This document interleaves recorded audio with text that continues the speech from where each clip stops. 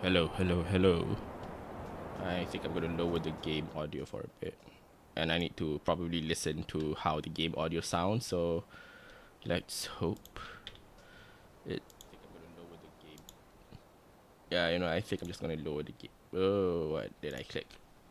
I click on that thing. There we go. Yeah. Hello, hello, 1 2 1 2. Hello there, Pidge. Nice to see ya. Currently trying to control my volume of talking. It's just to just so that I don't suffer any longer. So enjoy this ASMR session, the once in a lifetime. Anyway, the main goal for this stream is to do two things, and that is to finish the bucket list and then finish the other item in the bucket list that I haven't completed. Those are the listen to a song until you cry and petting all animals, which I am still pissed because petting all animals is literally like what? It's literally. Actually, before that, is my voice like drowning out behind the audio, or is it like fine? Oh no. Oh no.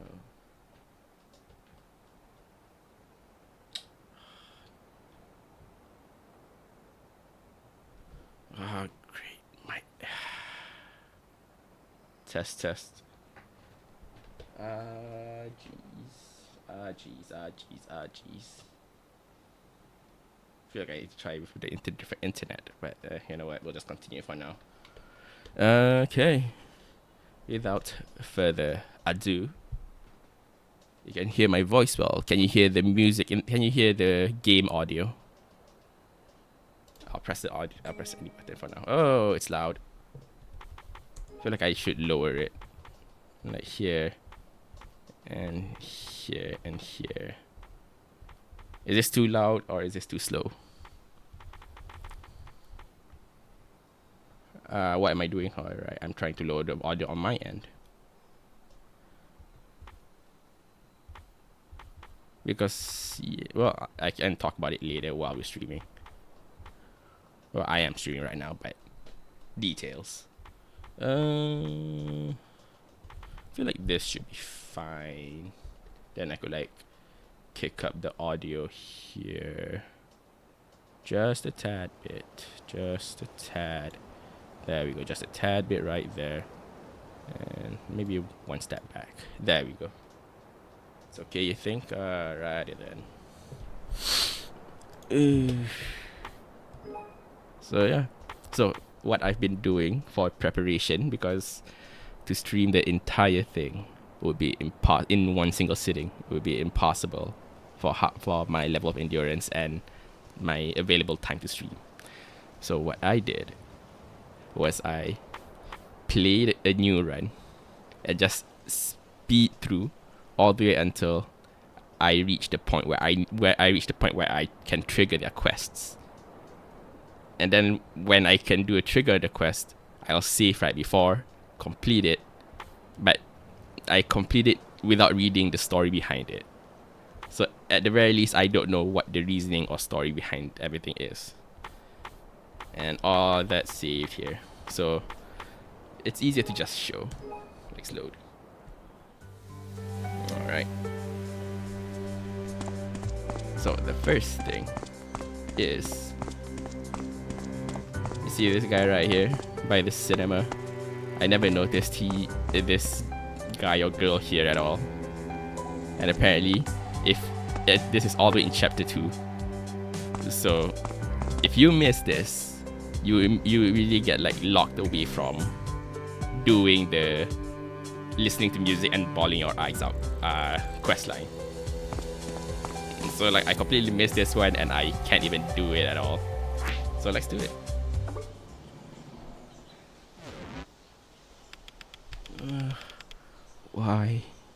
Why can I remember this song? Are you okay? What happened? No, I forget this song. This was his, no, our song. He finished it right before he... No, I don't want to forget. I mustn't forget him. But it feels like my head is trapped in the past, and I don't know which door I should open to free it. I'm sorry you have to see this. I can't play well right now. Maybe I'll never play well again. She's struggling with her music. This seems like a precious thing to her. I have to help. I'm also curious about what music that was. I'm in search of a soul-touching melody anyway. Could this be one?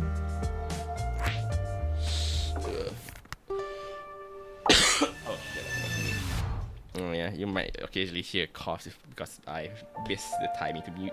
But well. There. Dun, dun, dun. I forgot what the puzzle is. Let me look.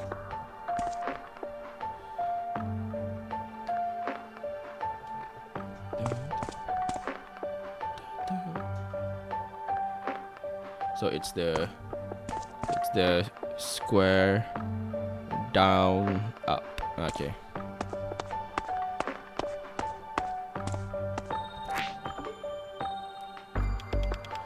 Some kind of code for musicians? I don't understand.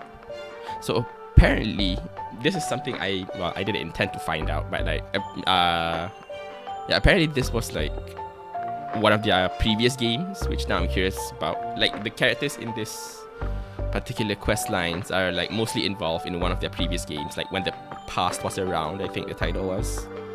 I'm gonna lower the desktop audio. It feels like it's competing with my voice. There we go. Okay.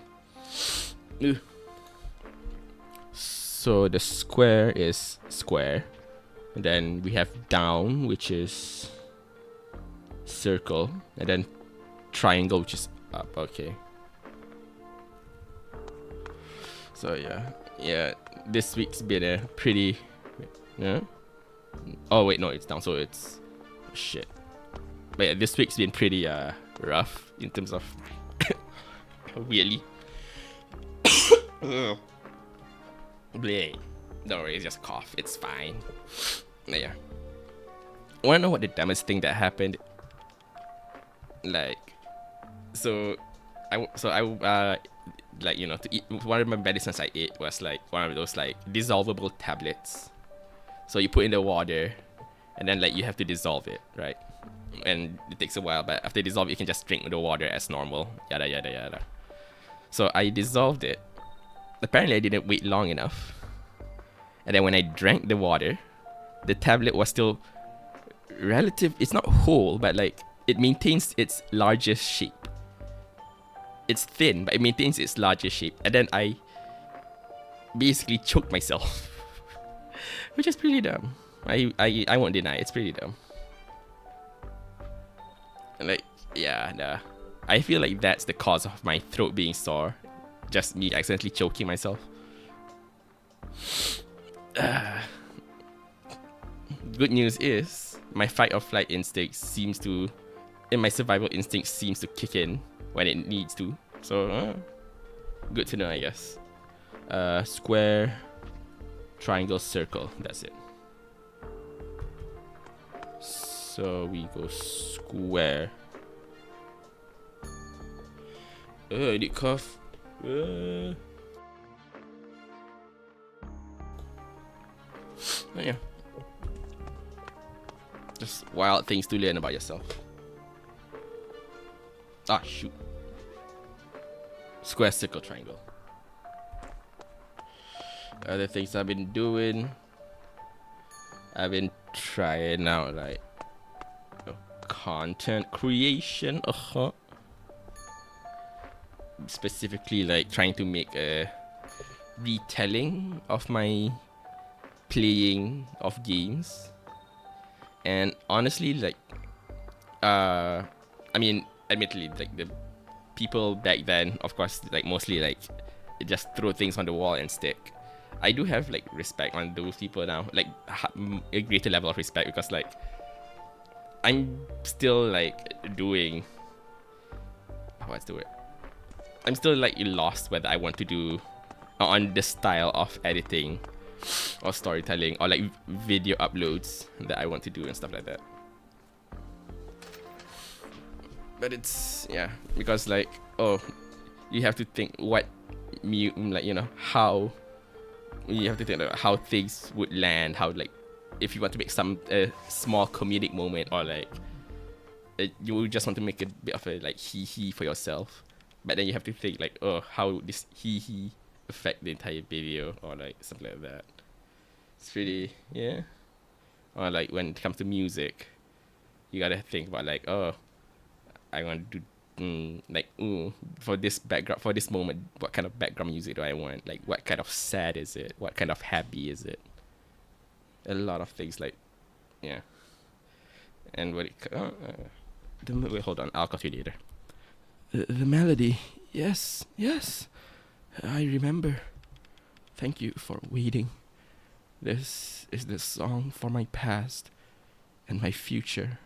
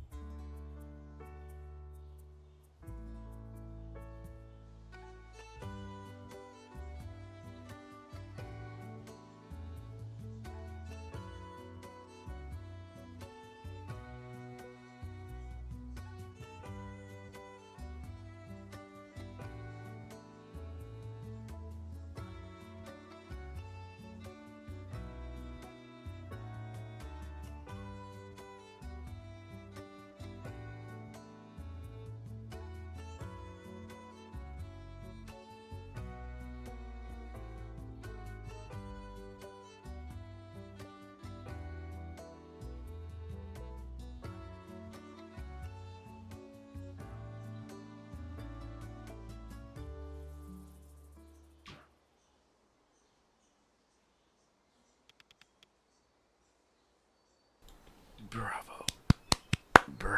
Beautiful music. That was so touching.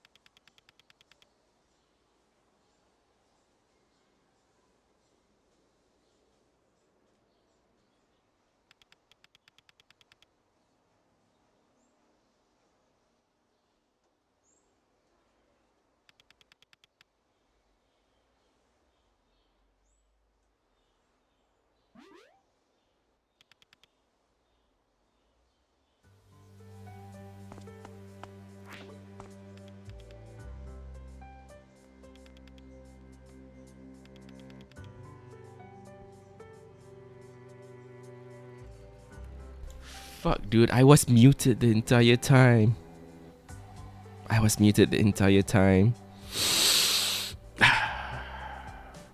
I'm just fumbling. Ah well. That's it. I'm gonna be fumbling. Oh yeah. Well, let's continue on. There's a couple of things I wonder if I can do something like right now. Although I guess it doesn't really matter.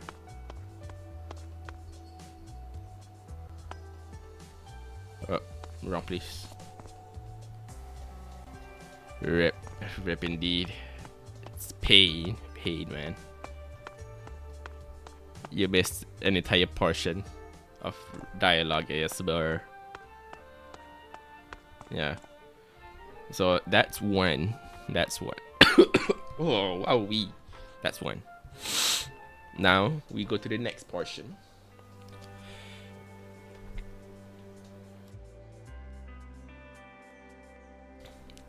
Anyway, we go to the next portion of this, which is in this cafe right here. You remember the lady? Yeah, you remember the lady that was present at the end of the questline? Questline. Yeah, this is the lady. And if we didn't do that questline, we won't have the option to like hop in the space dive her at all. So yeah, I'm pretty miffed. You were at that violinist's little concert. She's amazing, right? She pours all her emotion in that music, and it feels so personal. A piece of music that is selfish, but it could move people. How can I make music like that? Seeing her, I feel inspired to play my own song with this piano, but if I just take and copy what she does, can I really call that my music? No matter how many times I try, I'll always get it wrong. This is frustrating. And yeah. Voila. We have the second space dive.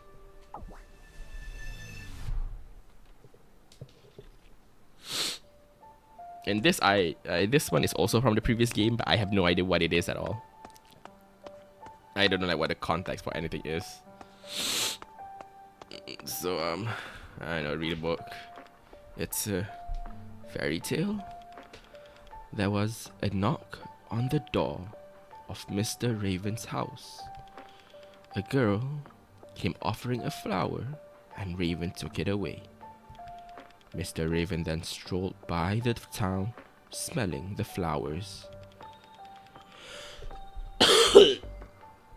He met a man offering a piece of banana from his farm, and Raven took it away. Mr. Raven kept walking, and he met an elderly man. The man offered his walking stick, and Raven took it away. Raven had everything he wanted, except friends. What a sad fairy tale. I'm guessing this is Mr. Raven. Yeah, this is Mr. Raven, I guess. Turn to stone. She turned to stone. He turned to stone. What the fuck?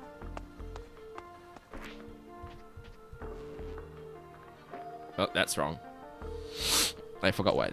Oh yeah, wait, hold on. It's the order, right? It's first the girl, and then a man, and then an old dude. All right. So first is the girl, then the old man. No, and then the banana dude, and then we have old man turned to stone. So we give the flower banana stick. Dun, dun, dun.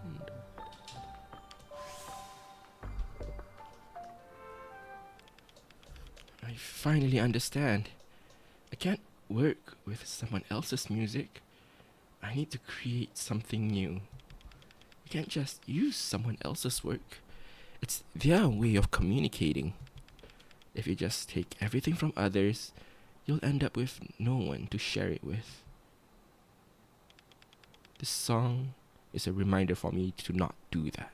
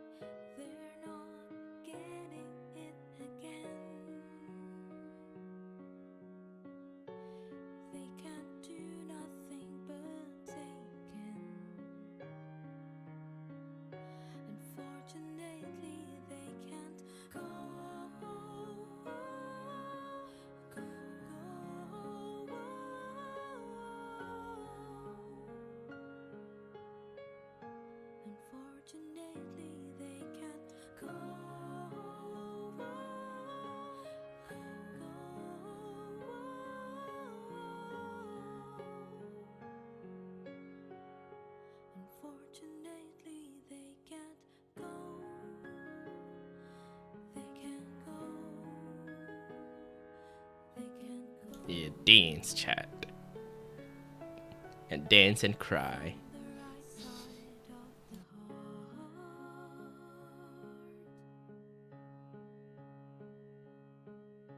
You gotta remember, crying is part of the bucket list. You need to cry.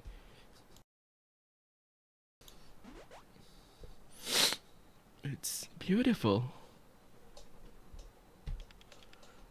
What a touching piano melody. You did it. That was amazing. Thank you. I'm glad you can accept my selfishness. Selfish? I know being selfish is wrong, but why can't I just take what's rightfully mine? My love, can't I just take you home? I can't bear being here. I need to calm my mind. I have to go somewhere quiet. Maybe someplace where I can see the river. Now I think I can just text. You refuse to cry. Well, too bad. It's part of the bucket list.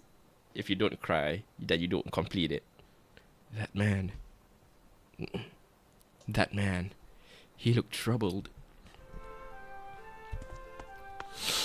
Yeah, something I noticed, especially since like trying to like edit my streams to like videoable into like basically an explanation stream or explanation video or something like that. Like I think I slur my voice. Like I seem to be, what's the word I'm looking for? Seriously, what is the word I'm looking for? What is the word I'm looking for? No, because like whenever I talk and when I want to like cut off some parts, I like keep some of the audio from the stream and then like cut off others. Sometimes it's like difficult to find a good place to cut, and when there is a good place to cut, because I tend to just immediately go from one topic to the next and then like stop somewhere in the middle, that tends to like make it a bit more difficult to edit it. I don't know, there's a lot of things that I notice personally. Shouldn't I be doing load? This should be next, right? Yeah, this should be next.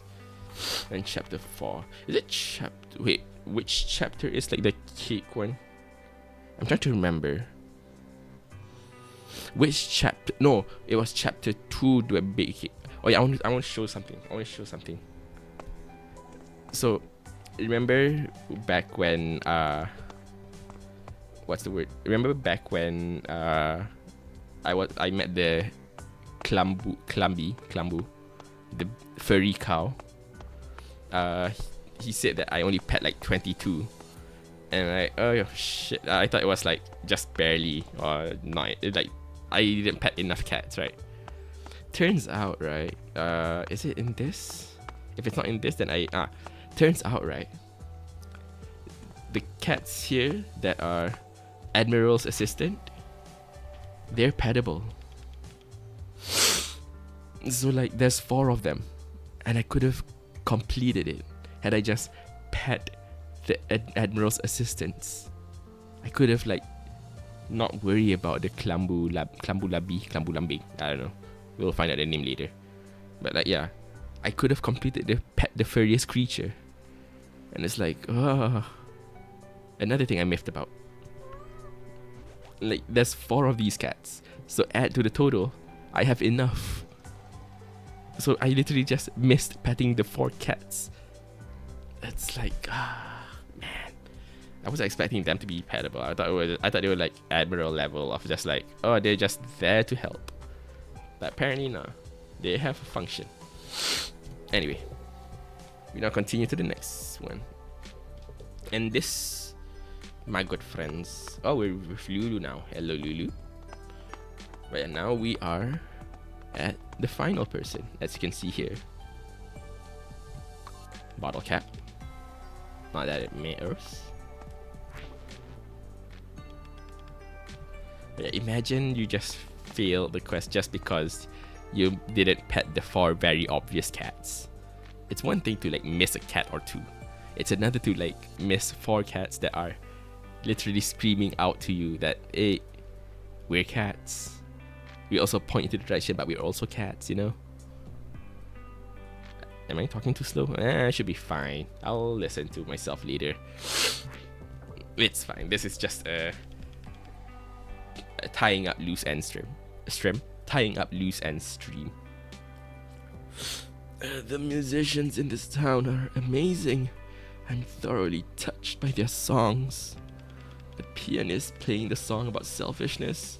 It hit really close to home. I used to tour from town to town singing, you know. People know me as the singer Satyawan. I wrote, I sang, I poured my heart into my music so I could share it with the world. But in doing so, I neglected my wife. She left because of my selfishness. I chose music over her, and ever since she left, I haven't found it in myself to sing again. I want to let my wife go. I can feel the weight of it deep in my heart. I have to move forward, but how? Damn. A tragic artist. Another musician in trouble. I wonder what his music would sound like if I helped him.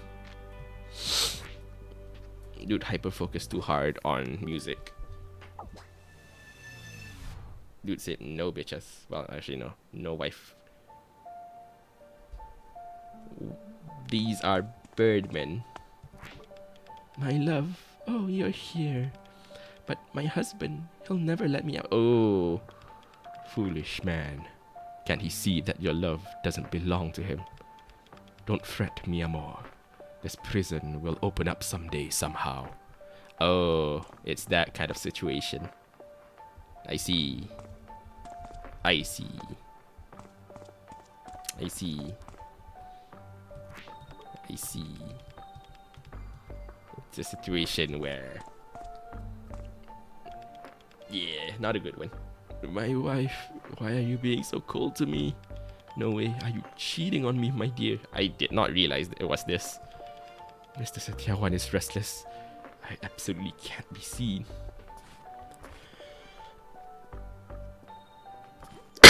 Oh.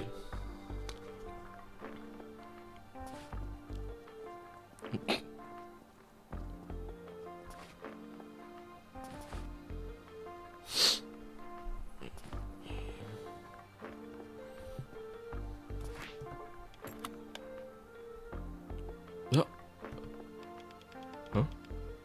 There's a key sticking out of the frame. Oh no, please, please, please, thank you.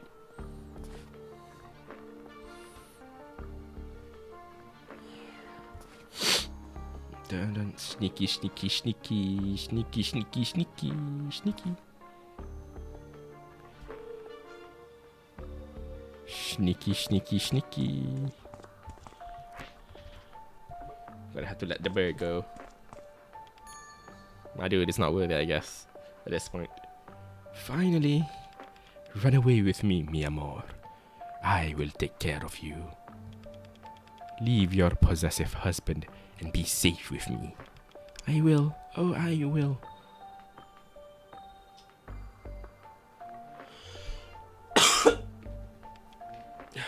Sri.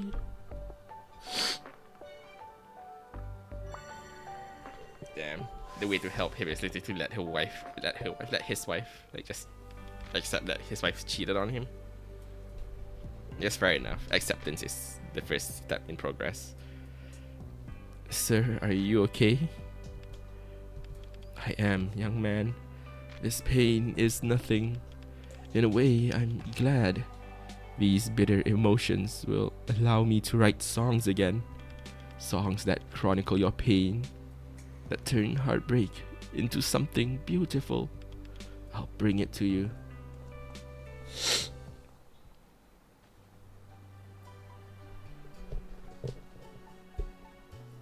Right, chat, you know what to do. It's time to dance.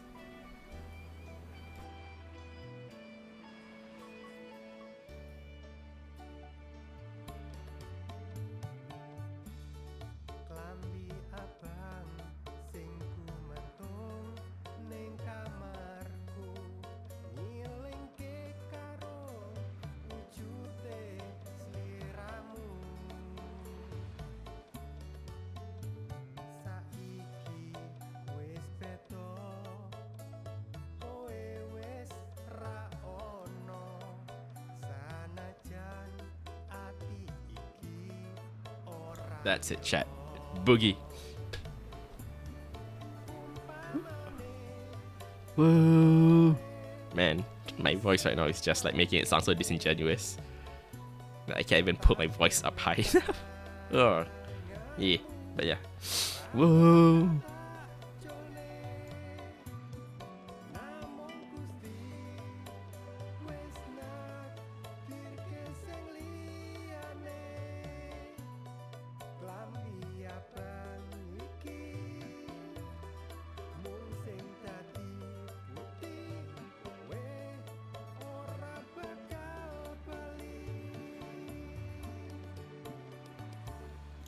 Dude singing his heart out and his heartbreak away. Savor the voice, yeah. Don't worry. I'm minimizing my recklessness. Let's go with that. Thank you, Mr. Satyawan. You've allowed me to realize one of my dreams. Oh, no, shit. You know what? I really thought I could. Okay, you know what? Hold on. We'll just continue this. And done.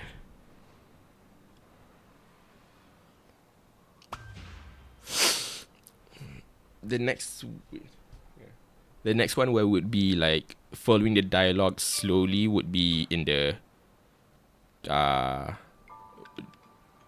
hold on.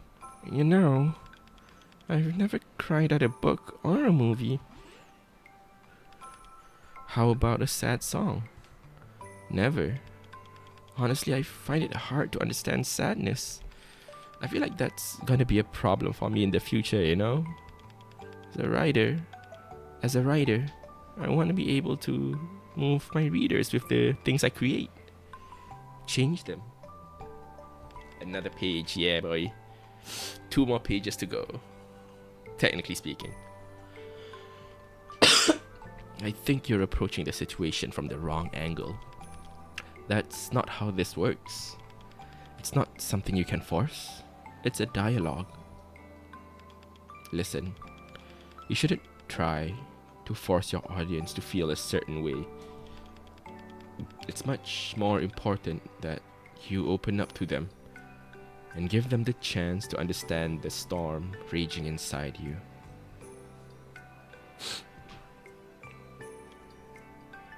How is she not autistic? Who says she isn't? Well, no one said she is. Wait, no, hold on, that sounds worse. There's no explicit mention that she is, but no, I don't think anyone said she isn't.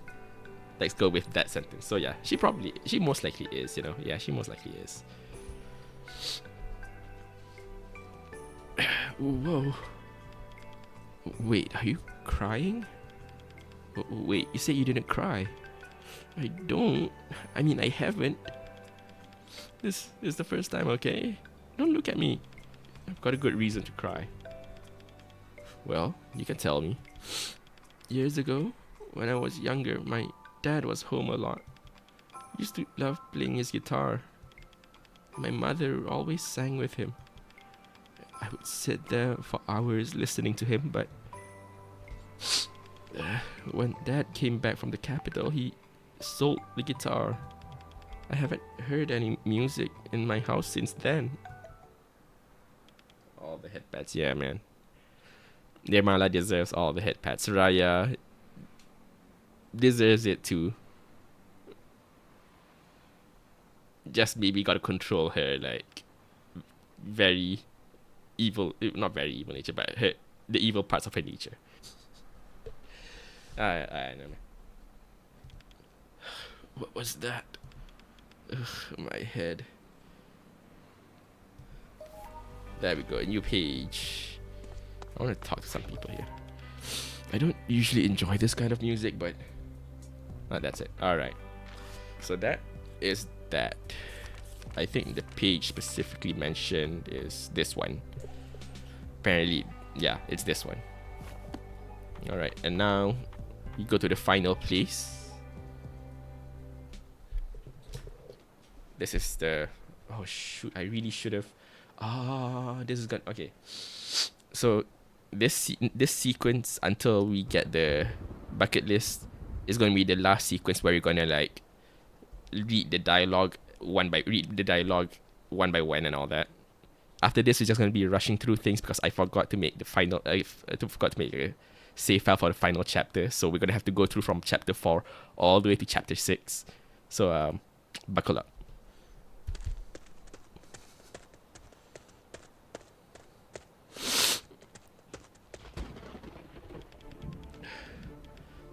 Kebabule, that's it. This Kebabule was supposed to bring us untold blessings, but my life has been nothing but misery. That's right. My love life has gone down the drain. I failed my exams. My company went bankrupt. Hey, Kebo, what the hell are you playing at? Hey, answer me, you useless bull. That's the Kebabule from the festival. Hey, wait. Please don't hurt the bull. She's right. Have you forgotten? You're supposed to treat the bull with the utmost respect during the ritual. Ritual, please. What's the point of a ritual if it doesn't bring prosperity? The prosperity burger. That's the whole point. That it's not. Please. Atma, did you hear that? Yeah, it came from the bull. I beg you, please. They're hurting me. Hey, stop hurting the bull. Or else. Or what, kid? Huh? Again, there's... crap. Marin, get behind me. Again, they're sending a kid to attack us, right? Like, they're just sending a high schooler to attack us when there's, like, clearly older people who may be potentially more stronger than him. And yet... well, this kid is insane. Run! But yeah, look, it's just one person fighting, and the one person is a kid. The moment the kid loses, everyone runs away. Like, the heck, man? Now we're gonna talk to Bull, the Kebabule. Thank you for your aid. Come closer. I will allow you to pet me. Yeah. At the time, at least during the initial playthrough, it said I only pet X number of animals. Now that I have pet all the animals, cough. I forgot why it's called cough. Admiral's assistants. Now, I can pet the Kebabule. You will? I've heard lots about you, young man. You made friends with every single animal around town. As such, His Highness has requested an audience with you. His Highness? A mighty beast who rules over us mere creatures. Many believe he is nothing but a myth. How wrong they are. It's a fish. Look at that, it's a fish. A Barong puppet mask? What's it doing here? Poor thing left here all alone.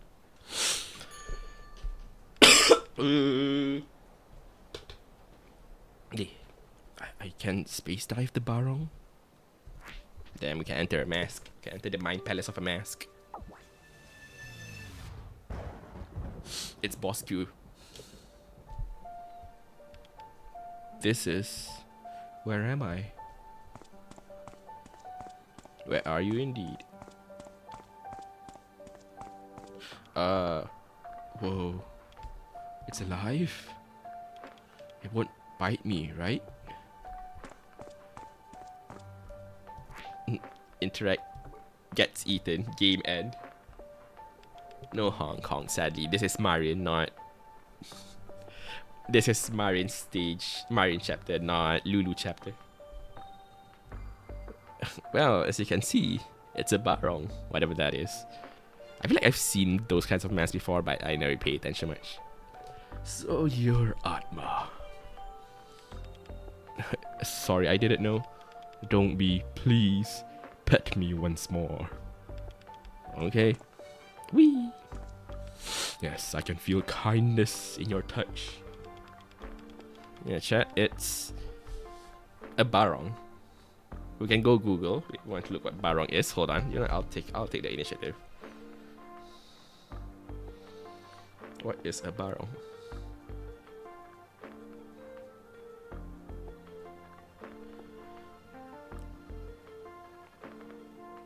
Barong mythology. There we go. A barong is a panther-like creature and character in the Balinese mythology of Bali, Indonesia. He is the king. Oh, God. Hold on. I think it's with derailing for a bit for this. Hold on. So you asked what a barong is, right? This is an image of a barong.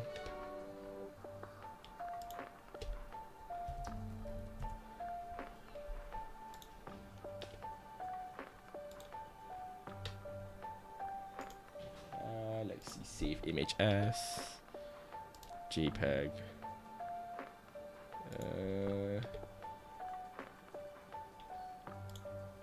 Game scene, image, whatever. It's not meant to be held forever anyways. Downloads. Whoa.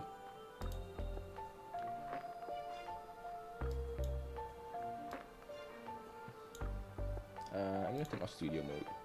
I'm gonna turn back studio mode on because I can't find where the thing is. So you want to see what a barong is, right? Well, this is like a statue, I guess, but like this is a barong IRL. Well, how it's depicted, I guess. So I guess it's not entirely wrong. Well, of course it isn't. They must have done research and stuff. But damn. Yeah. Pretty uncanny. Okay, now we're gonna hide that back.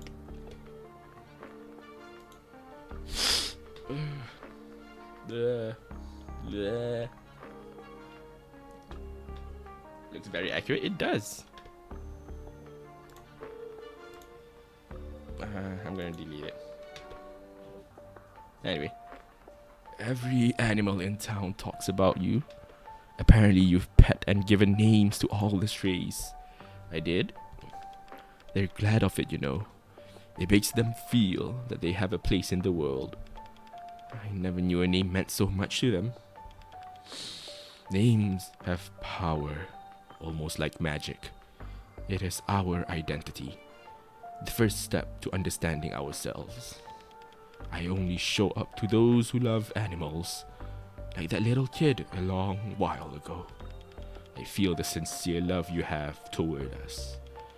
And for that reason, I'm here on behalf of all the animals to say thank you. This world needs more people like you. You're welcome, Barong. Tell me, young lad, did you enjoy petting all those animals? What kind of question is that? I did, but none were as soft or wise as you.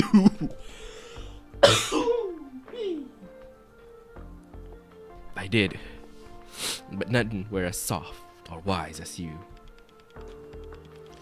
Good to know your wish has been fulfilled. You know what to do, I trust. There you go, that's done. I have something for you to remember, Atma. Huh? A page. That's it. That's the only page left. The only one remaining. The only page left that's missable. The only one remains is the one at the end. Which now we're gonna have to go from here all the way there. Nirmala, you really love cats, huh? Well, they're cute. Once you gain their trust, they become loyal friends. You have other friends besides these cats, right? Aww. Well, obviously, a dog, a duck, even a white bull. Besides those, how about the king of beasts? A lion? No, silly. A mythical one. Here, let me draw him. Very majestic, right? Nice drawing there. Indeed. How did you come to meet a mythical beast? Do you know the swamp just right behind the elementary school? Didn't they build over that a few years back? Who needs friends when you're friends with animals? Hell yeah. Yeah, but then when it was still there, I used to go there to skip school. He only appears to people that truly loves animals, and are loved back by those animals, of course. How do you make animals love you back? Well, you pat them on their tiny little heads, of course. It's a universal language. I see. I wonder if animals love me too. It's entirely possible. Wow. You succeeded in getting me off topic. I meant to ask if you have human friends. Maybe at school.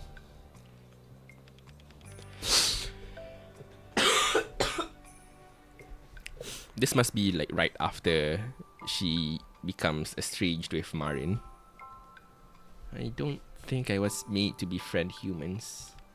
Except you, of course.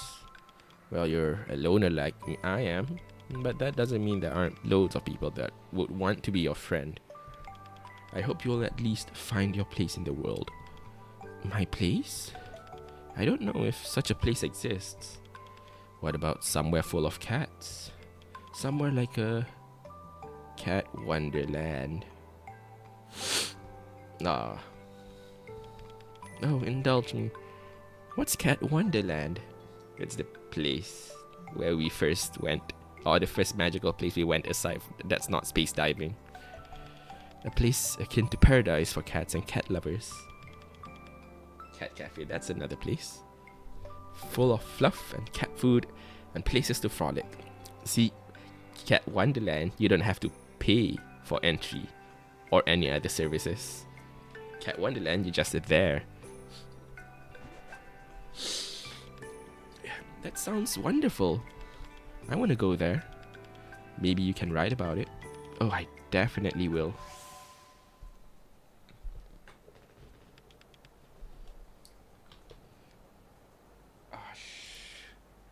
I had a really fun dumb idea that I could do, but I could still do it. Now let's finish this one. Ouch. The hell was that? My head hurts. Huh? The Barong mask and the Kebabule has gone missing. Atma, what happened? Are you okay? Nothing, let's go. Alright. Now here's one other thing that I could do.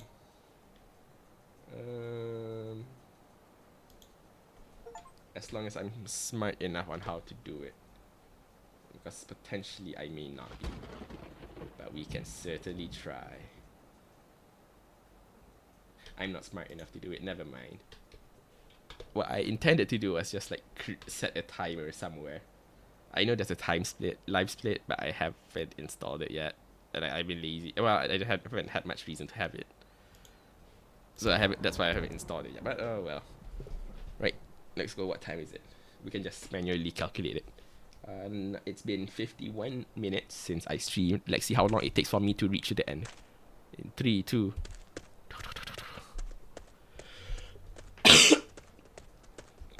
Speed running, hell yeah. No, who needs a timer? Not when you have your brains. But yeah, in case I forgot, I keep forgetting to say this. Despite knowing that I've said this multiple times in the initial playthrough, but like, Space for the Unbound soundtrack is really great. Like, it's amazing. It's hard to find a song that's not good, or at least hard to find a song that doesn't fit the moment it would be played on.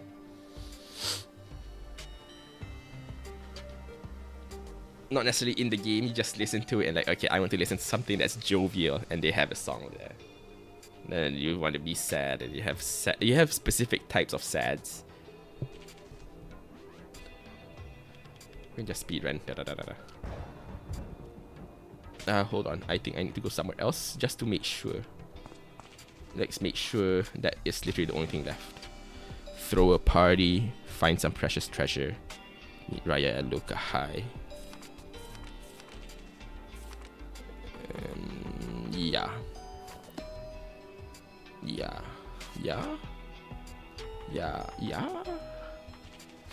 we get one, we get that one, and then we get that one, and then the ending. No, the first one is the last one we get, I think. Right? I don't remember anymore. Well, either way. Yeah, right? Let's go.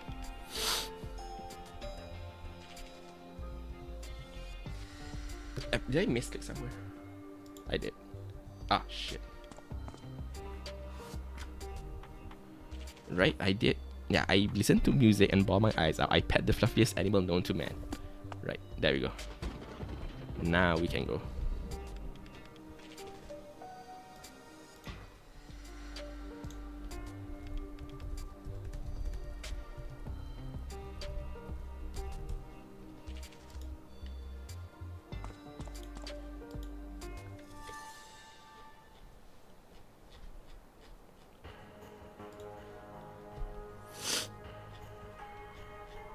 The tree of life has grown.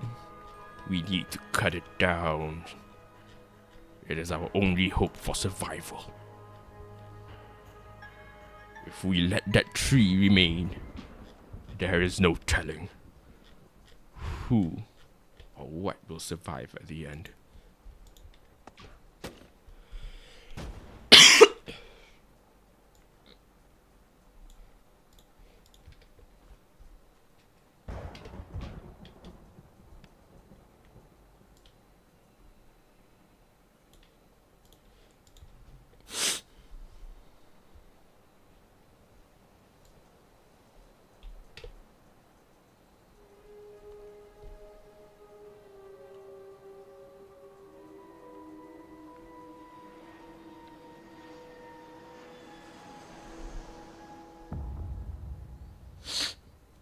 I will say, I didn't record, or I didn't like,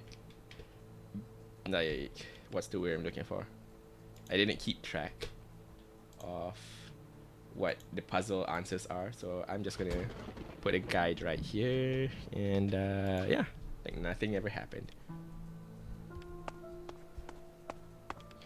It's like I know all the answers.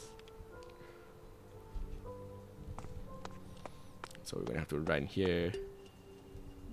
There we go. Magic the magic away.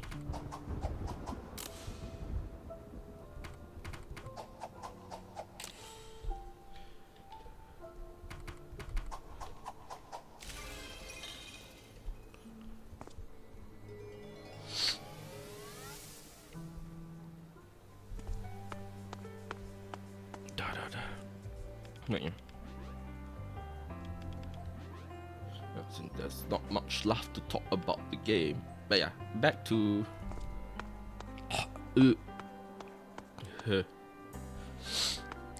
yeah. So I mentioned earlier that nice piece of trash. Hold on, we need to look at everything.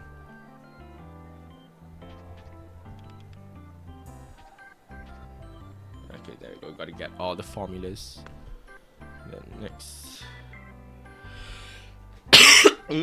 Yeah. People who somehow can like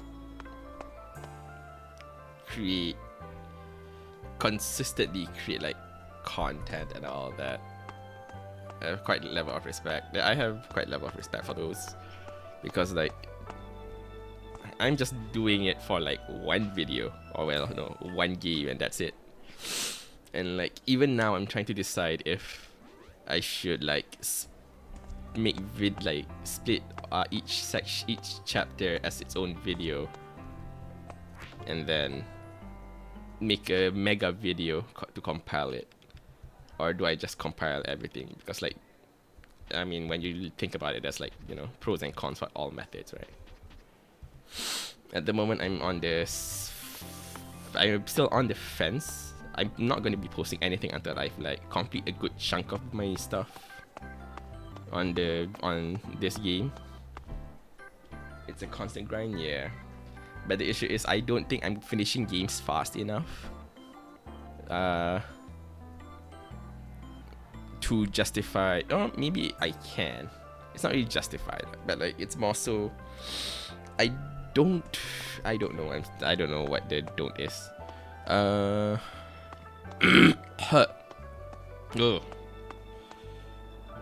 But yeah, it's just, you know, the choices, the small choices. It's not necessarily the big ones. It's just small choices of like, oh, what do you put there, or what do you do here, or what, you know, how would we want to structure this, how, as the example earlier, do I want to post like mini-sodes and then compile it into a mega-sode at the end once everything's out, or do I just gather everything and then throw it out full mega-sode? Throw out the full experience playthrough and that kind of stuff, you know. I do have everything, right? Yeah, it's the only trope. Because my plan for like my edited content or edited videos is less so just me, is more on what I've played rather than no, more on, I want to make edited content on what I've played on stream. So like the things I've played on stream, like for example, at some point maybe I want to like edit a video from my Zelda playthrough, and it's very large, right? There's a lot of things happening. I could go on and on. So like, do I just compile it all together and throw it as is, or like, do I chunk it?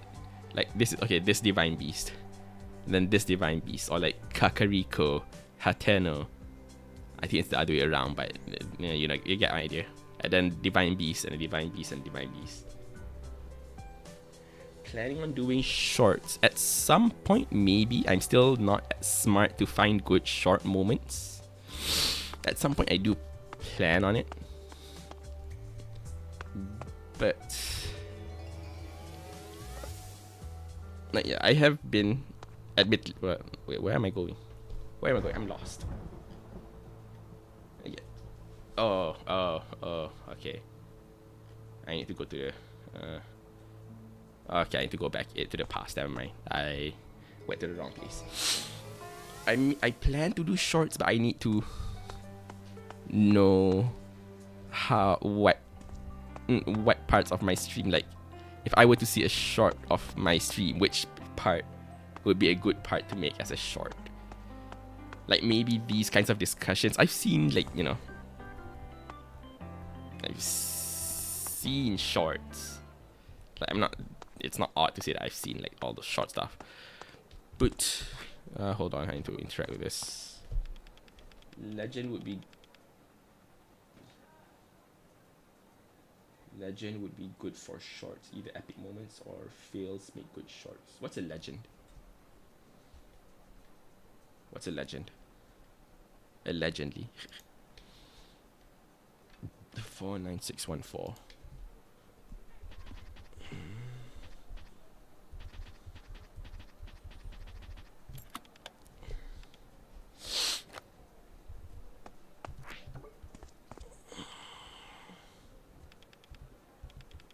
Ah, yeah, it's the greatest.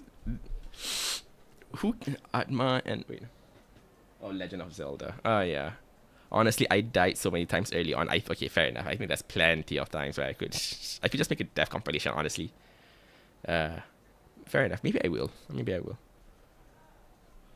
Now, that brings to another question, because since I'm not streaming on YouTube, right? That means I have one channel for VOD and another channel for like the edited stuff.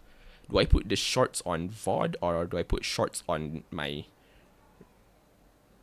edited channel? Well, honestly, I guess that one doesn't really matter as much. Maybe if it's actually no, I think I know what I can do. No, don't worry, I think I know what I can do. If it's an edited video, if the edited video channel would just be for edited the shorts of the edited videos, while the live stuff would all just be in the. My brain is not working today. I don't know why. The stream stuff would all just be in the stream channel, the VOD channel. So I think I'll probably just do it like that. I have to, you'd say edited maybe. Funny deaths are good, lol. But yeah. Anyway, back to the important topic here. Atma and Raya, who? Psh, what kind of couple are they? Say hello to the true couple in this, the true best couple in this game. The hiking club. Or is it the mountain climbing club? One of those.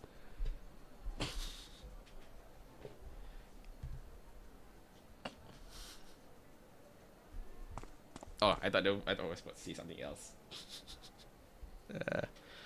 Yeah, the best couple in this place. There's no conflict. Well, no, there's no conflict. There's no. They don't have conflict that causes world-ending disasters. All they want is to just go on a date, and that's it. They're not trying to manipulate the world in order to fulfill their wishes. They just go on a date, and that's it. Greatest couple. Hold on. There we wait no. Nah. Alright, we now gotta go. We now gotta go. Enter the schoolyard, go crowbar. Ah, no. Wait. Yeah, no. Woo! We now need the crowbar. Wait, no, we use the crowbar, not need the crowbar. And then we go say hammer time. Give me the hammer.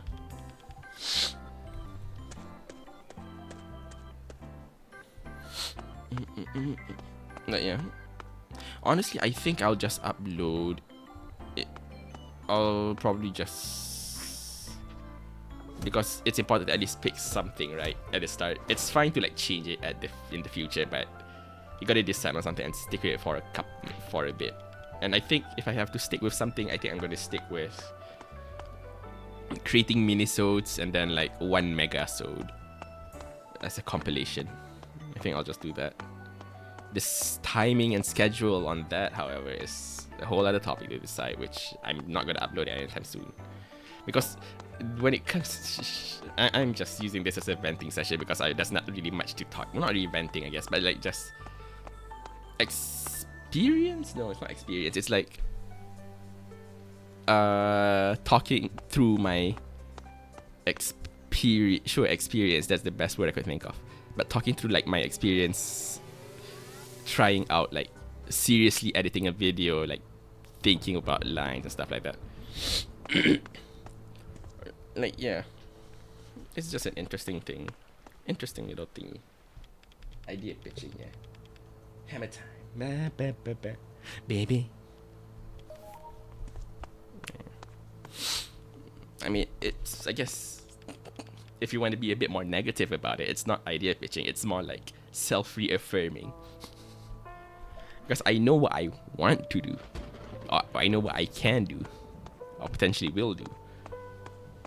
I just need to say it so I have an idea on how it is.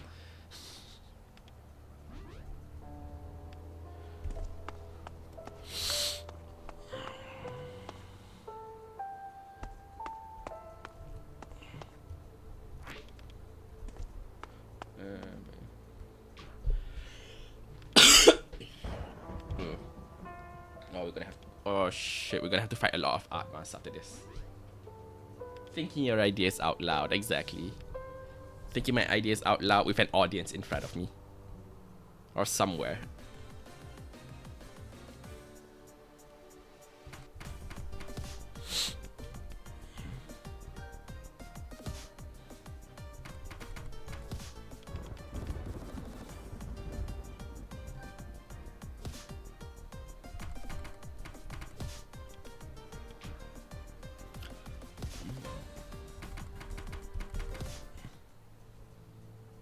And we can talk about this again and see how far your ideas have come. Yeah, true. I will, okay, to give context on where I am right now, right, in terms of like editing for the space for the editing for this game's video, I have almost fully edited prologue, but like prologue I've almost fully edited except for like some tiny bits and like the intro I want to adjust a bit here and there. The next one I'm doing right now is scripting chapter 1. Okay, so in reference, prologue is like 2 pages, 1.5 pages, I guess, more accurate. And chapter 1 so far has gone through like 3, 4, almost 4 pages. So like that's a lot of talking. So I'm and to give context on how long it could potentially be, the prologue, including with all the editing and like spacing out all the dialogue or all my narration, that is already like 10 minutes. So like, you know, a lot of 10-minute stuff. It's a fun challenge. It's still challenging, but like it's a fun challenge. Yeah, man. It's like because like another thing you gotta consider, right? This is like a very linear story game, so there's not much of like changes you can do unless you completely like modify the narrative and like make, you know, like one of those Stardew Valley videos where like they, no, not necessarily Stardew Valley, but like that's an easiest example I could think of, like a Stardew Valley video where they like make it change the character's personality and then not necessarily change the NPC's personality to fit what the story needs, or like if someone plays a Kingdom Hearts speedrun and then like made fun of some just like, you know, hee ha ha's. So maybe if I were to do it like that, then maybe, but nah, I want to try to do it like this. But yeah, because it's a linear story game, there's not much of a there's not much I can like jump forward from. Like it's very much, there are some points where I do jump forward and skip ahead, like for example when I'm walking or like when talking about some points. But then there's also others where like you gotta have to like decide, is it important to have this in the video to give context to the scenario, or is this section in the context of a summary and experience summary necessary? You know, a lot of tiny things that I've been learning, and not sure if I've been successfully learning the lessons, but you know, trial and error. At the end of the day, it's probably gonna be some parts trial and error.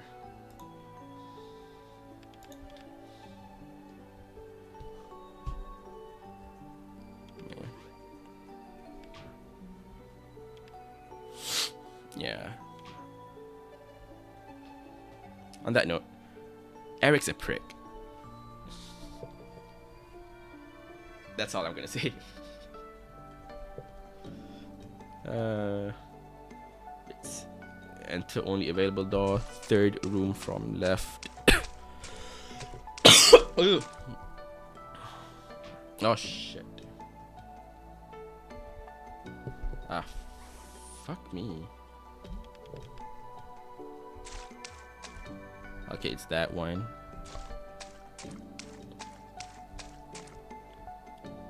Shell goes there, that goes, and both of them goes to the end.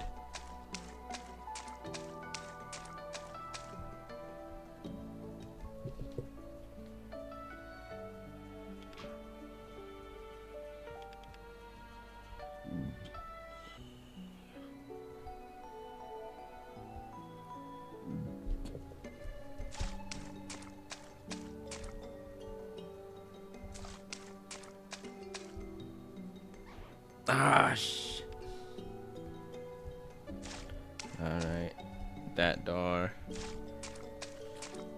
All of those are to the end, so it doesn't matter. Oh, second door. Shit.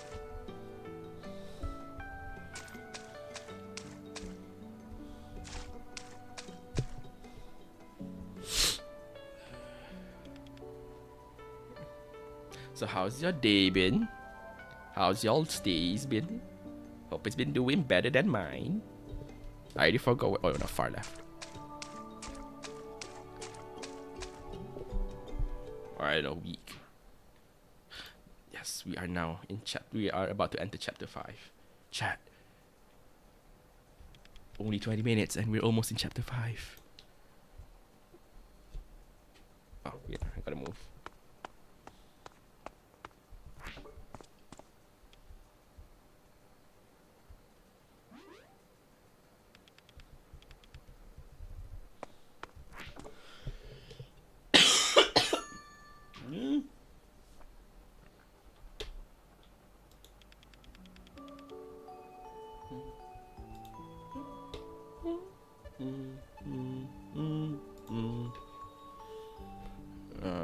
Right. Skip.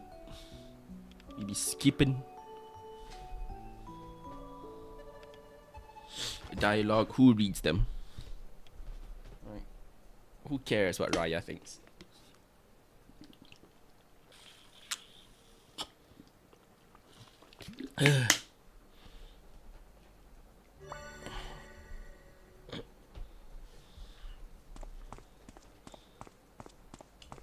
You've been lazy, but finally getting up.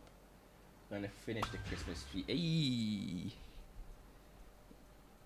Nice. You have like,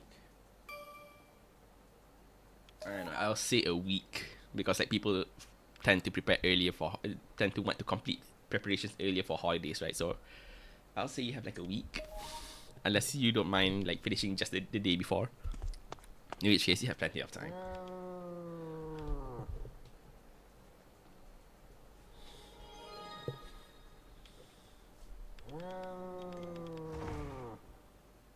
Oh yeah. Oh yeah.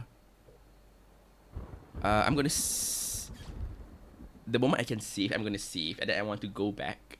I want to show something interesting that I personally just noticed while going through my stream. So let's but it requires me to go back to a previous save, but you know, we can wait for a bit. Let's just let this entire sequence run. You have until Saturday. Oh, that's early. That's early.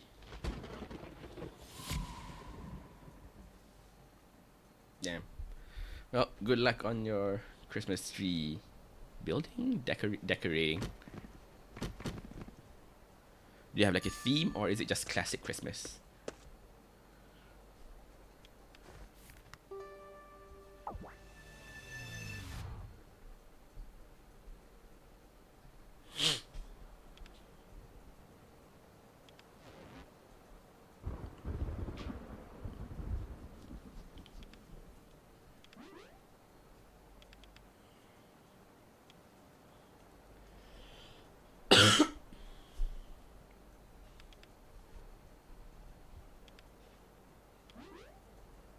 You know, when you're skipping through dialogue, you realize just how much dialogue there is in the game.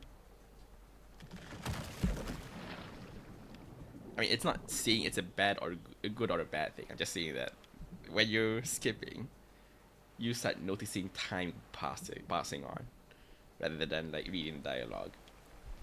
But admittedly, the time passing on when you're skipping compared to time passing when reading dialogue, the amount difference is very large. So I think it's better to just skip if you want to reach the edit time and do another thing, which I wish I could do. I think I should be able to do, despite my voice condition.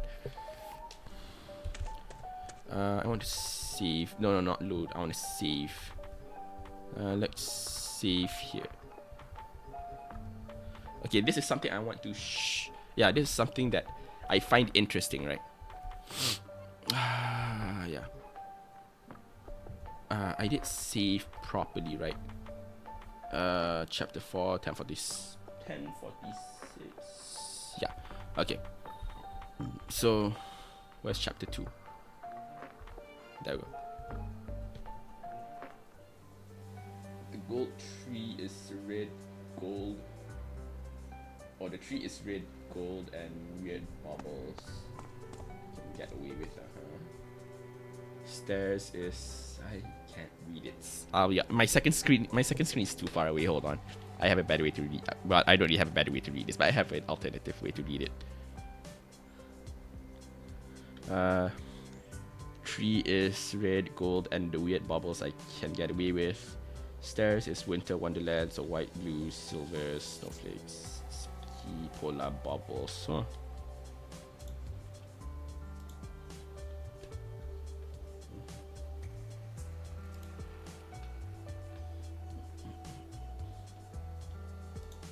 All right.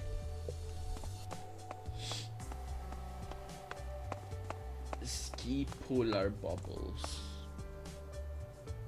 So are they like skiers from the cold regions or polar bears? You know, that makes more sense. All right, all right. So you want to see something that I feel like I should have known, but it becomes clearer once you finish the game. All right. So. Ah, fuck. Okay. Right. No, let me make sure. Okay. Right. So we know this is Raya's seat, right? We know this is Raya's seat clearly. We know this is our seat. And then there's like 3 seats that we can interact with. So let's look at seat number, this seat first. A packet of cigarettes. Keep that in mind. Is it the same brand I bought last time? When was the only time we bought cigarettes? When we have to buy it for Eric. And then this one, the coconut scented cream is half empty. This one is probably just. I'm gonna assume this one is Lulu, like taking care of her, like, you know, like showing Lulu his high maintenance and like always make sure she looks the best every time. Siggies, yeah. And then this one, another big snail has been drawn on the desk. Snail. Why is it specifically a snail? Because it's possible that this is Marin. Alright. There's also a library copy of a teen detective novel. If I'm not mistaken, Marin mentioned she enjoys like those novels. Or she's read one. I don't remember which one. Alright, so, okay. Keep that in mind. This is, okay, keep that in mind. Right. Our hypothesis right now is this is Eric's table. In this current chapter we're in right now, chapter 2, is called Eric. Right, chapter 2 is called Eric. Again, keep that one in mind. Which is basically the chapter where Eric got turned to the werewolf, right? At the end of the chapter, basically at the end of the chapter, spoilers if somehow you come into the stream not knowing I've played this game. Yeah. At the end of that chapter, he lost his. He basically got Thanos snapped, or he became a werewolf, and then Thanos snapped. I'm not sure he got Thanos snapped, but you know he got disappeared. Right. Let's go look at it. Let's go look at. This is chapter 3, right? Let's go look at it. Let's go look at the tables once again. Right. So we have our table here. When we wake up. No, I don't want to talk to you. Raya, okay. Let's look at Marin. The snail drawings have multiplied. They have a small cottage. This one I don't know the context of, honestly. But possibly like how Marin is kind of like hiding amongst other people. Almost empty coconut, scented cream, and notebook. Probably a sign that she's about to finish. There's a piece of paper inside. Printout of web search for false memory syndrome. Okay, now, what do you think would be said about Eric's table? I'll give like 10 seconds to think. 1, 2, 3, 4, 5, 6, 7, 8, 9, 10. Too late. The desk is totally cleaned out. The desk is totally cleaned out. No more no more nothing. There is nothing on the table. In the table, on the table, around the table, nothing.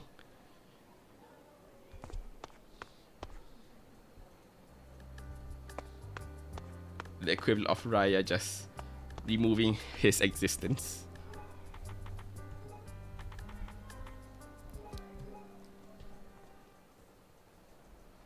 Okay, now we're gonna have to go through this scene again. But it's worth it. Could I be wrong in interpretation? Maybe. But until then, I'm sticking with the interpretation.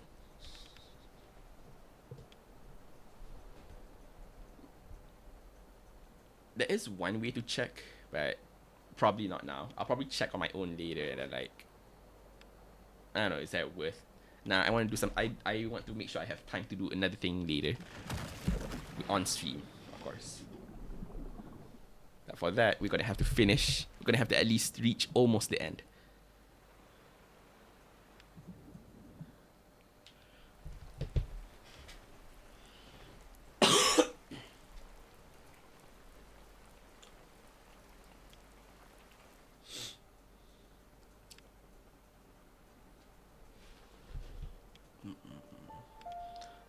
Bum, bum, bum, bum, bum, bum, bum, bum.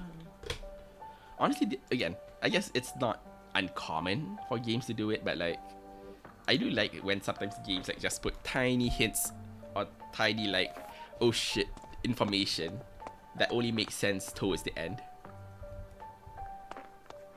Like only when you've like reached the end of the game or like almost get to the end of the game that it only like, oh, it clicked, oh shit. I always like that feeling.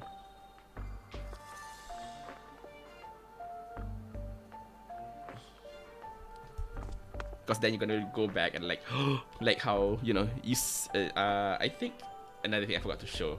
Well, you know what, it's fine. But yeah, there's also the Raya everywhere in the prologue, which is just wild because that implies that, well, the entire scenario did happen in reality, and at some point Raya did enter a coma. No, or I don't know, whatever it is that caused her to be enter hospital. Hold on, I need to make sure this goes fine first.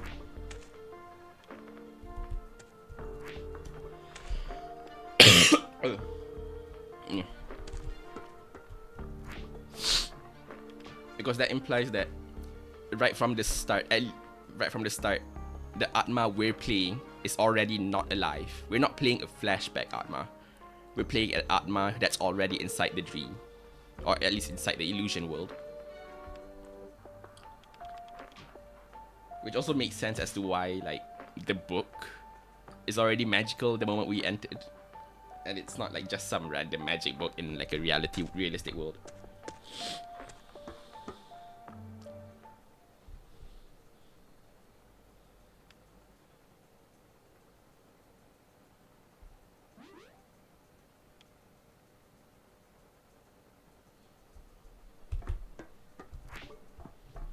Right. Time for the scene where Raya killed Nirmala. Spoilers.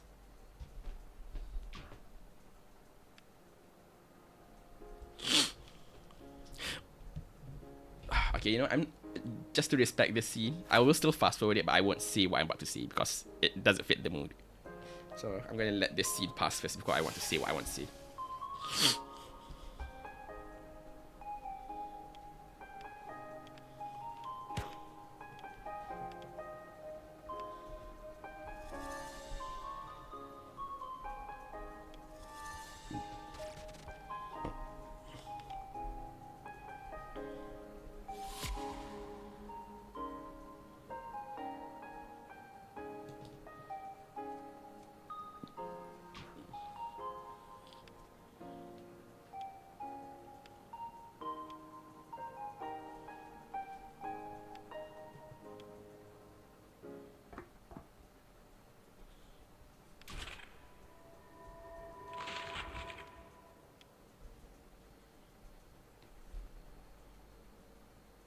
End of chapter 4.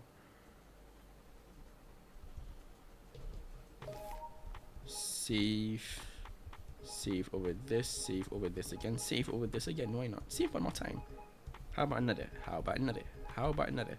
You know, I'm not sure if I save yet. Let's... One more time. One more time. There we go.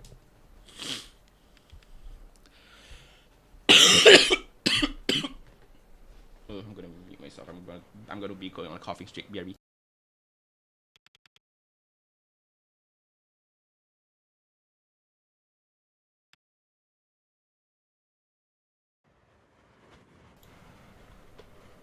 Okay. That's enough slices of onions, you mean?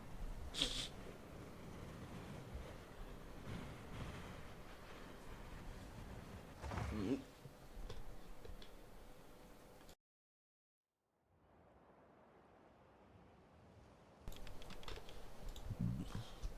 Oh, no. All right, so I want to say something. This is something completely I was expecting to be a thing, but I mean it's Twitter. Oh yeah, spoiler, it's on Twitter. Let's see. I mean, you can never. You could just do a couple more. There we go. Oh yeah. So on Twitter right now, there is apparently a tokusatsu of a tooth or dental, a tokusatsu called Dent Man, who is like posting stuff, and then his rival or slash villain, I'm not sure which one yet, is called Mutan. It's called Mutan? Yeah, Mutan. Or I'm not sure if Mutan is the species or Mutan is the name of the enemy, but the enemy is like a piece of candy. Or at least his face is a piece of candy. And then like they're just on Twitter, and they're like, I don't know, it's just fun. It's like one of those dumb fun things on Twitter that could only exist somewhere there because of how interactions work there. You can try to search for it in Twitter. If you want to find specifically Dent Man, like DENT, I'll just type it on this. Dent Man. There we go. If you want to try to check it out on Twitter, it's literally just some guy wearing something that looks like a Kamen Rider, again tokusatsu equivalent, but the theme is dental hygiene. It's just pictures, but then there's like people doing like arts and stuff of it, and it's just fun. It's dumb fun. Kamen Rider. There we go. I mean, can I find that man here? I don't think I can because I don't have Twitter on my thingy. Yeah, I don't have Twitter on my browser, and I'm not signing in on my browser itself, so like, But oh well.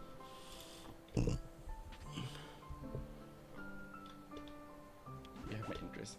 It's not entirely fleshed out, but it's just the funny idea of like, what if tokusatsu have beef on social media rather than fighting like IRL? They just like on Twitter.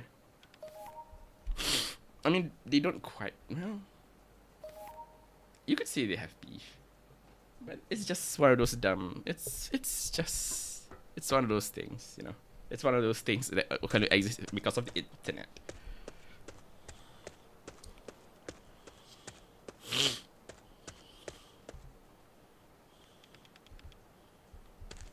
Wait, hold on.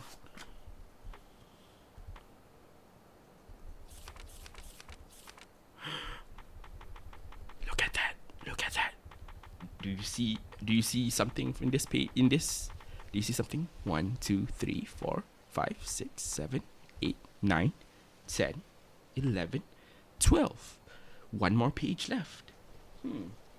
I wonder, how do I get that one more page? Well, there is only one more item in the bucket list. So, you know, that means I have fully 100%ed it. It's hilarious indeed. Do I talk to you? I forgot. Oh, I need to use the dimensional thing to take a walk.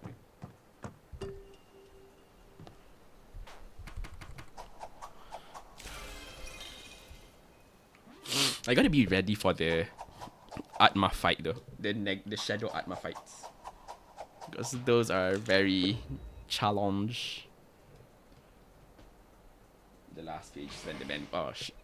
Oh no. It's. Wait. Atma. Shadow Atma. The Shadow Atmas are the Slendermans. This is actually a Slender fan game all along. Oh fuck. It's a very elaborate. Shit. It's a very elaborate Slender fan game. There we go. Got the smallest one out.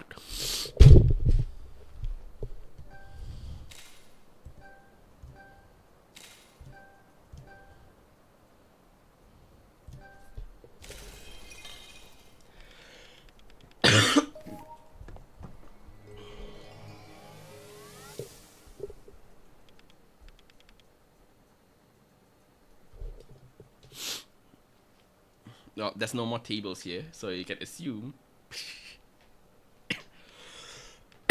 Look at that. There's no more tables.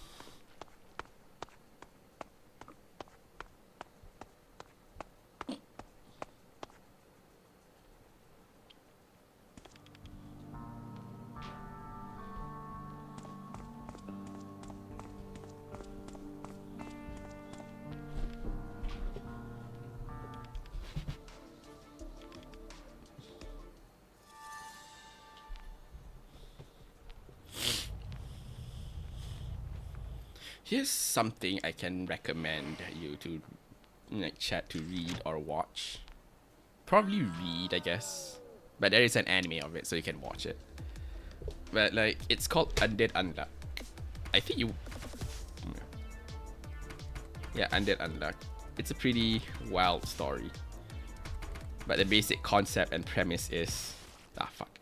Basic concept and premise is the world has rules, and to accompany the rules, there are also negators who can negate a specific rule, whether it's towards themselves, towards others, or towards like an environment. Ah, there we go, Dark Atma. And basically, you follow the two of the main protagonists are like two of the negators, which are the names of the anime, which is Undead and Unluck. And the thing that they're trying to do is to. Oh, I need to get the cat food later. Ah, well. And they're trying to find a way to kill undead using unluck. Because unluck is essentially, if you come into contact with the negator unluck, you essentially suffer some form of misfortune in proportion to how long you were in contact with unluck. So if you touch for a bit, maybe like you trip yourself. But if you hold, ah, fuck, hold on. This one has 3. I need to focus.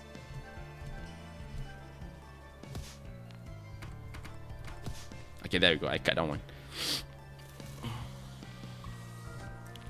What was I talking about again? Besides like Undead Unluck. Well, it's not beside, but in accompanying of Undead. I need to remember, but I can't remember. Oh yeah, no.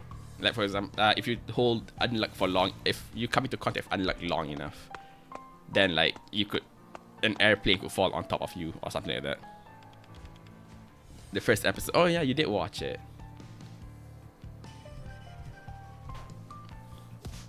Oh no.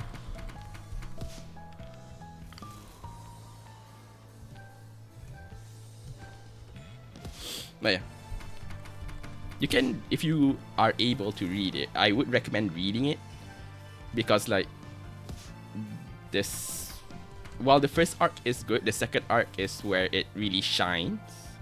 The first arc is still good, don't get me wrong. I'm not saying like it's terrible or like it's not worth watching or stuff like that. It's not worth it's not worth watching until the next chapter is until the second mega arc is adapted. It's more so like just no fuck. Oh, alright. This one I need to not hit at all. Yeah, added to the list. No promises. Fair.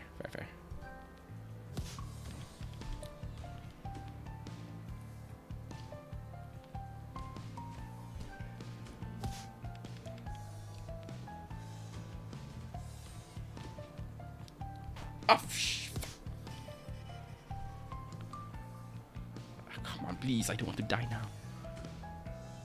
There we go.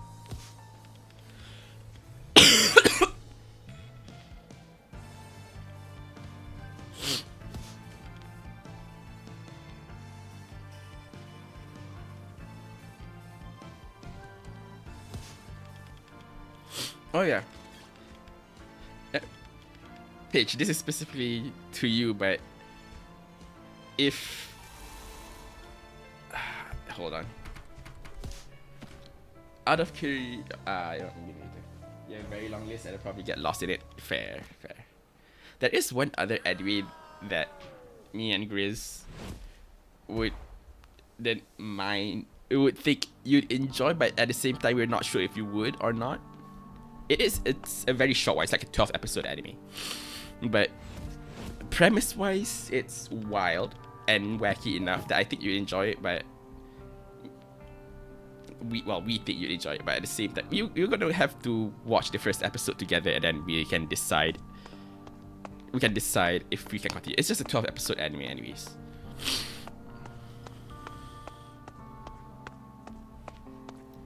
At some point we can watch it. Like, explaining it verbally, I don't think would do it justice to explain the show how odd, how bizarre the concept is. Like, it's not the world that's bizarre, right? You know, again, that's why I said it's explaining it verbally doesn't do it justice. What's the anime? If you want, you can just check the synopsis. Bento. Hold on. I'll just write it down. I write how you're supposed to write it. Bento. There you go. If you just read the synopsis, it probably still wouldn't make sense. It's also like an, I don't know if it's old era. It's like 2017. A bit earlier than that. I don't know.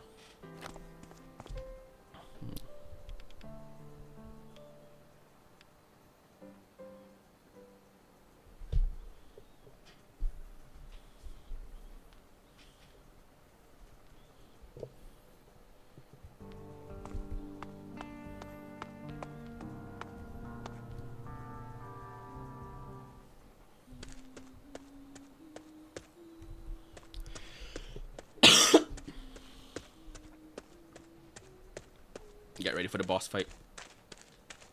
I think it's a boss fight immediately after this. 2011, there we go.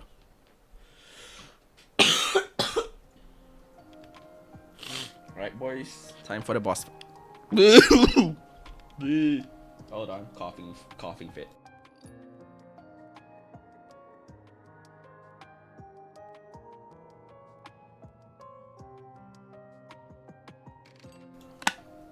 A quest for half-price bento at the supermarkets leads Yo Sato to a league of bento brawlers. Here's the thing, right? That's as your ears. Perfect. But yeah, I am mostly okay. Again, I'm not. Well, sorry. Like, that's the reason why I'm like still talking mostly in this level of voice. I'm for the most part okay, but I can't really like stretch my voice or pitch my voice higher in worry of like, because my throat is still like sore-ish. It's not that I can't talk, but I just can't bring it higher or like force it higher. Seen the characters around but never thought to watch it. You know, we can watch it. But yeah. See, the thing about the synopsis is it's as accurate as you can be without like, I guess, describing spoiler stuff. Well, there's not really any spoiler stuff, I guess, to describe. But yeah, it's honestly, it's an accurate synopsis. That's all. It may be weird, but it's accurate.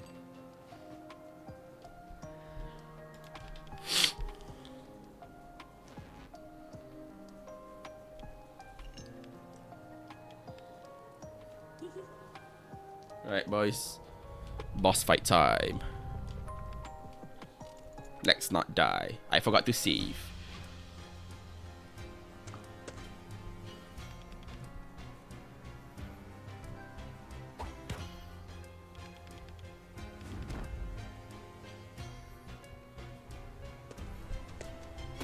Shit, I can't look at chat right now. Oh, maybe I can. Hold on. I can now. Understand you're weird, but doesn't mean you'll like weird stuff. I mean, it's more of like the concept is wild enough that you may enjoy it like that, you know. Well, not like enjoy it like that, but like you may potentially enjoy it. Because honestly, when me and Haris like watched the first episode, because we didn't have anything to do, much to do at the time, the first thing I don't know, he thought he find it amusing enough to continue watching, of course. But yeah.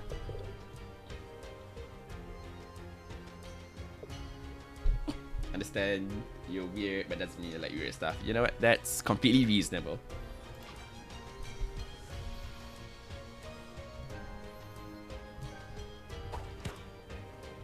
We'll see, right?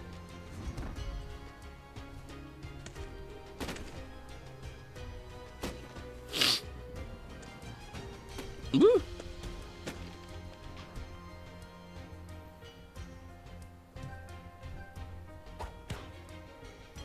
Gosh, that man's choice in anime.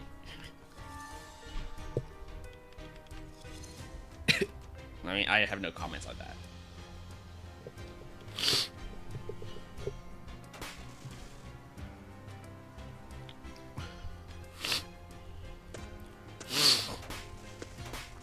On that note, I'm gonna have to dodge these fireworks.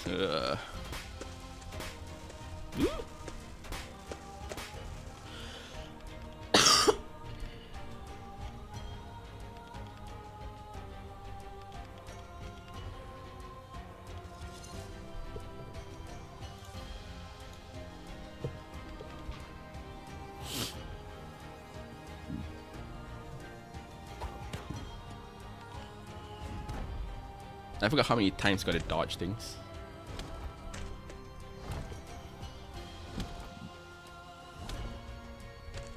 Yeah, sorry, chat. I think it's. Oh, fuck. Yeah. I think it's about time I cannot look at chat for a moment or two. Because I don't want to die this far in the combat.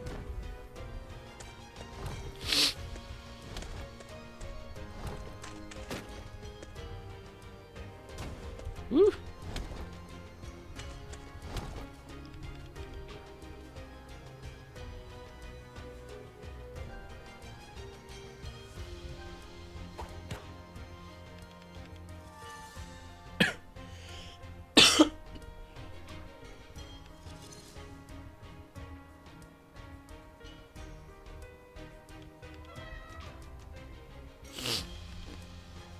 Future fighter, fight.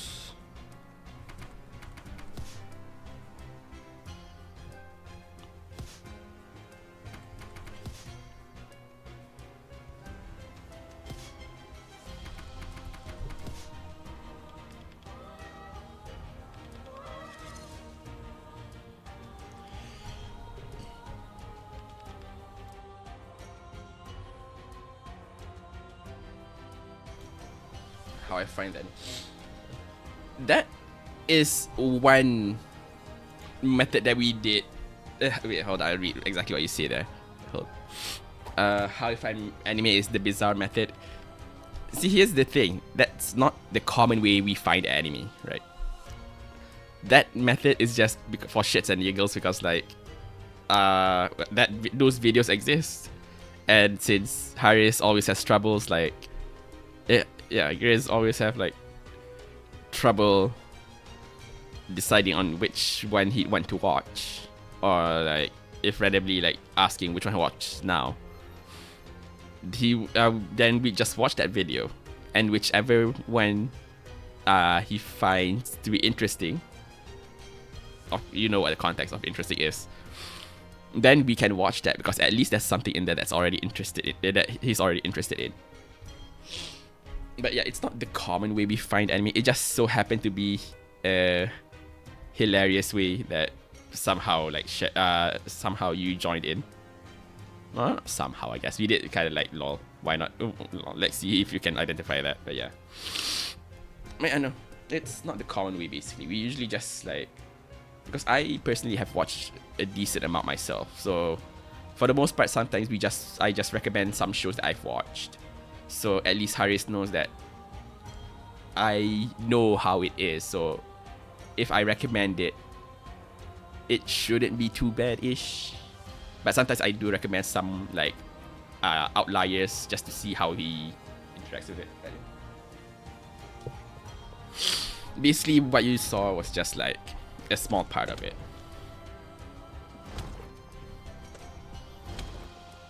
Or at least one way of doing it.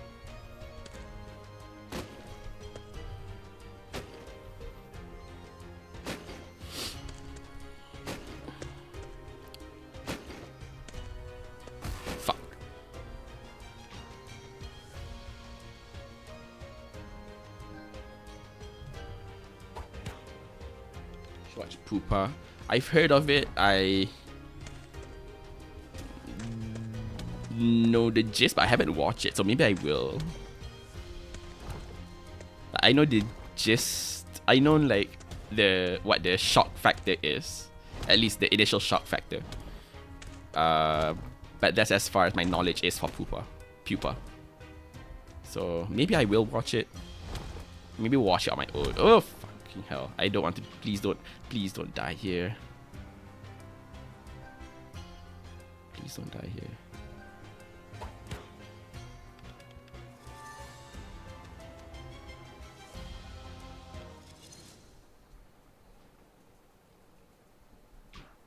It's only the weirdest 48 minutes of my life, yeah.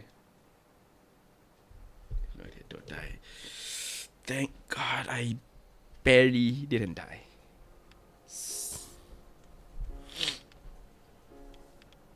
You've seen it 3 times. What's your view on Pupa once you've once you've, again, the first time you watch it, of course all the shock factor comes in, like it's uncomfortable or something like that, but like after watching it 3 times, like what is your opinion on Pupa?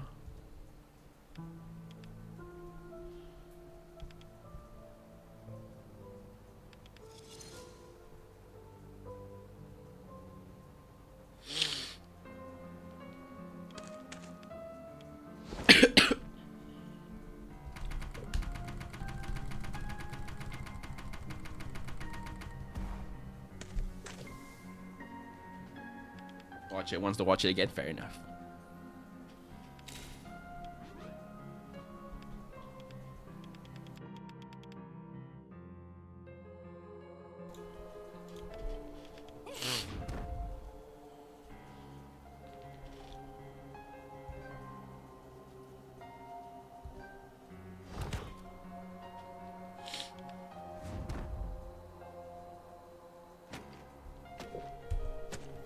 Just out of curiosity, right? Is considering how wide the range of variety in tokusatsu stuff, is there a horror-based tokusatsu, Kamen Rider or like Sentai or stuff like that? Whatever. Is there like a horror themed? Honestly, I wouldn't watch it, but like I'm curious if it exists. I honestly still wouldn't watch it, even if I know it exists. Wait, no.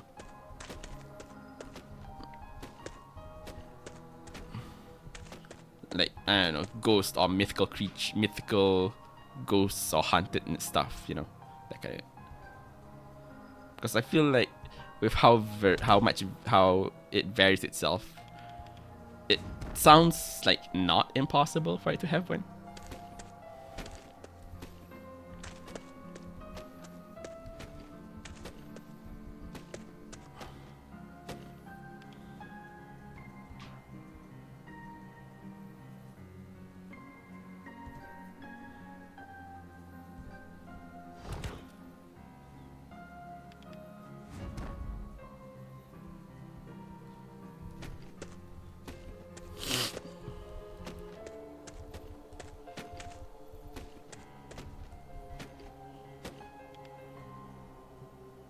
Sure, really cool if there was just Ryuki where it's a battle royale but it's not horror, or Just Watch where it's a battle royale but it's not horror.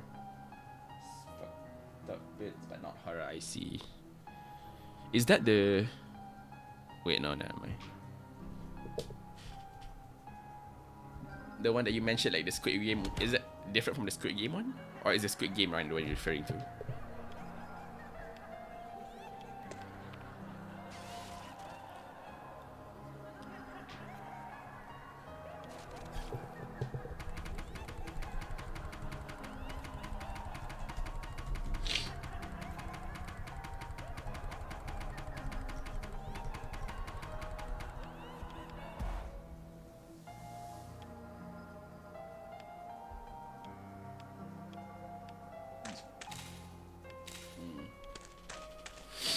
The medits, can't remember what it's called. Well, it's side.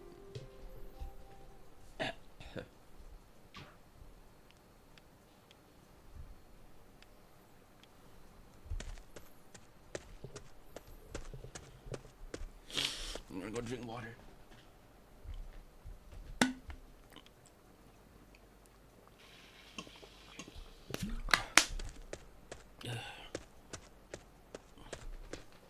Yuki is one of the first ones Grace grew up on.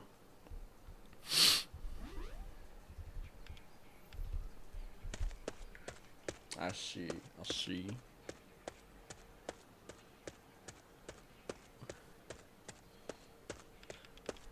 Do they considering like crossovers and stuff exist, right?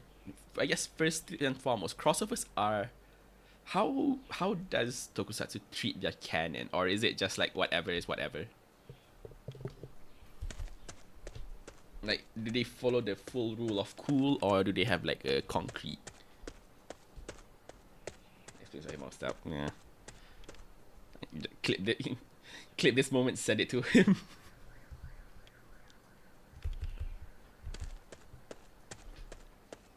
Yeah, whatever. Oh, okay.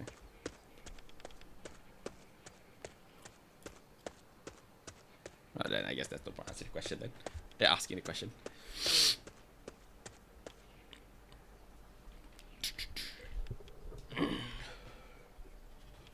You. He wouldn't be phased. Yeah, fair enough. I mean, he wouldn't be phased now, but the next time you guys have a campaign together, you probably want to insight check his character a bit, quite a bit.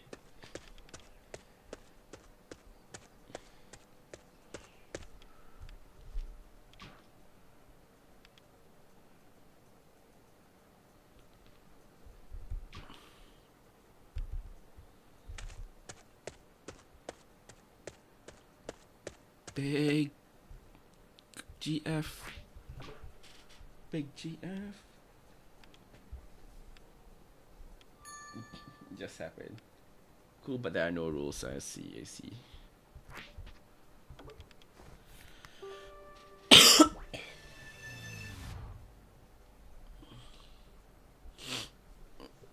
Alright. We are at 11:30. Let's just,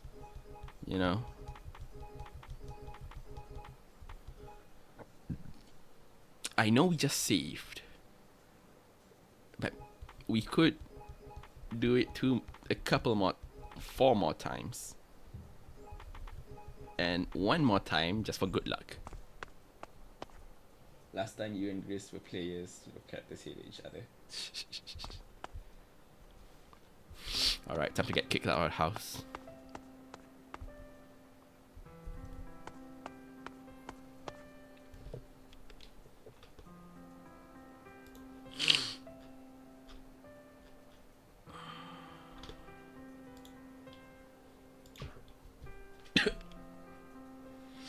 We tolerate each other's presence. They had just a good relationship. I see. That's fair.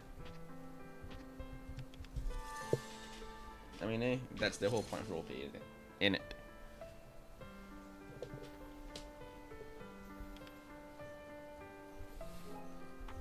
I do want to do another save because I want to, on my own time. I don't want to do it now, but in my own time, whenever I feel like it. I want to see what happens if I just choose the wrong answers every time.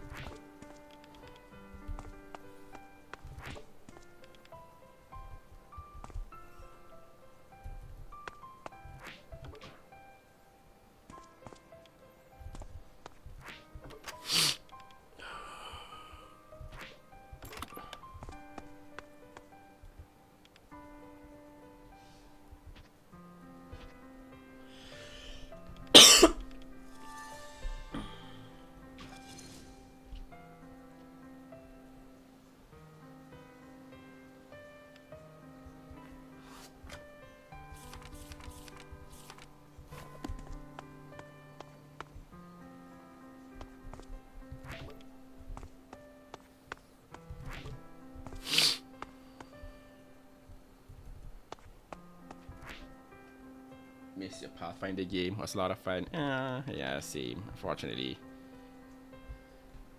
not schedules. 'Twas not meant to be. 'Twas unfortunate.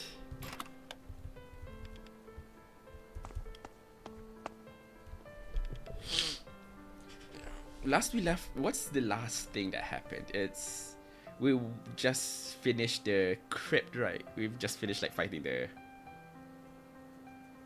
goblins at the crypt, and then like we stuff ourselves in some kind of like janitor's closet. I don't know, undertaker's closet, I guess, and sleep there.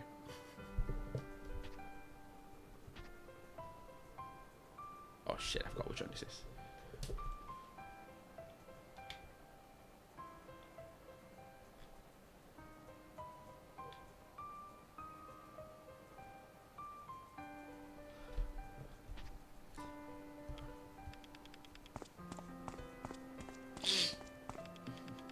Scheduling the bestest enemy.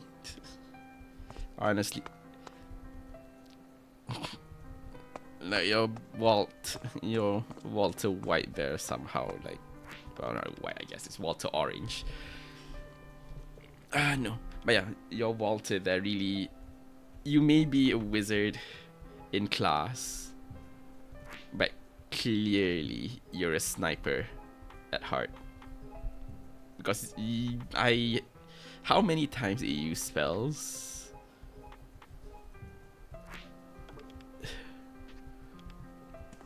Laddies. Listen here, laddies. I don't know what you're thinking of doing there, laddies.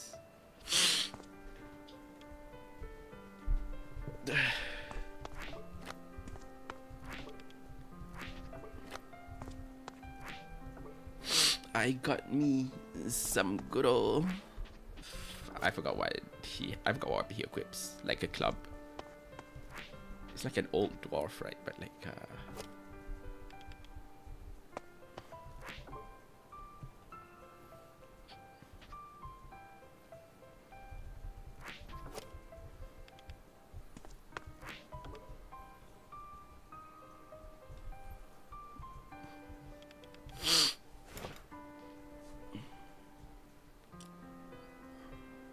no. If should the stars like align, I wouldn't mind joining again. But like at least personally, what I'm willing to like, or what I'm willing / able to make time for, like free time allocation, isn't really that much. I mean, technically, if I can somehow get this to, I don't know, a lot of things of what ifs, but like in a general sense, until I can get some things to work, I do not have the luxury of like time to like spare for. I don't have the luxury of flexibility of time to spare for on most days. Like some days, very specific days, yes I can, but like yeah, no, maybe like yeah. So until then I'll just be a spectator of campaigns. Time to be a bitch, yeah.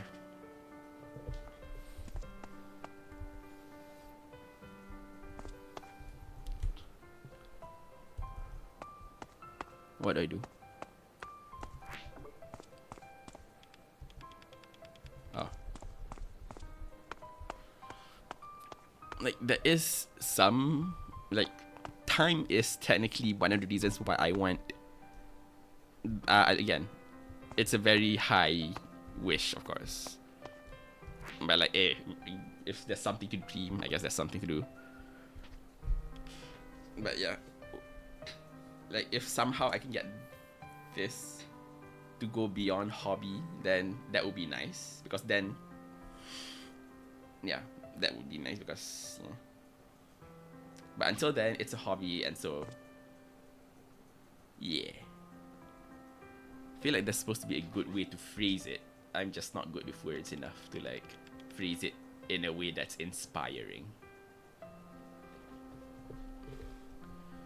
So first is this.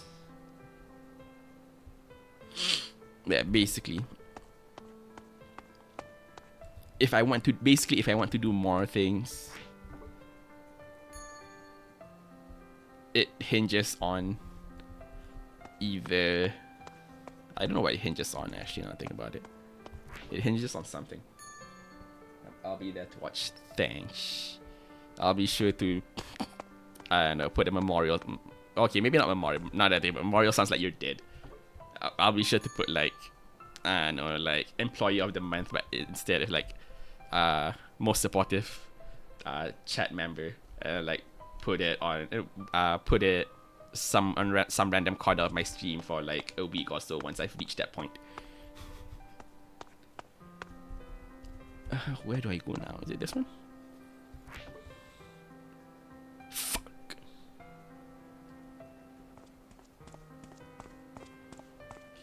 Yeah. So calling. On that note, I fucked up. So now we're gonna have to go through everything again.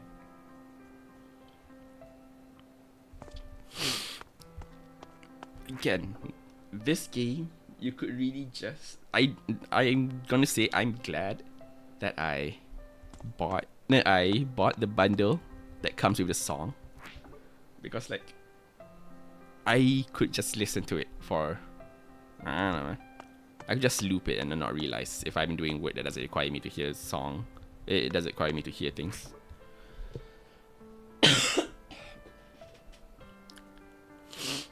Oh yeah, when I know, this is one thing that, hold on, I guess this is another thing that I want to say that it's funny, but at the same time proud to have it happen. Proud to have actually attempted it. Okay,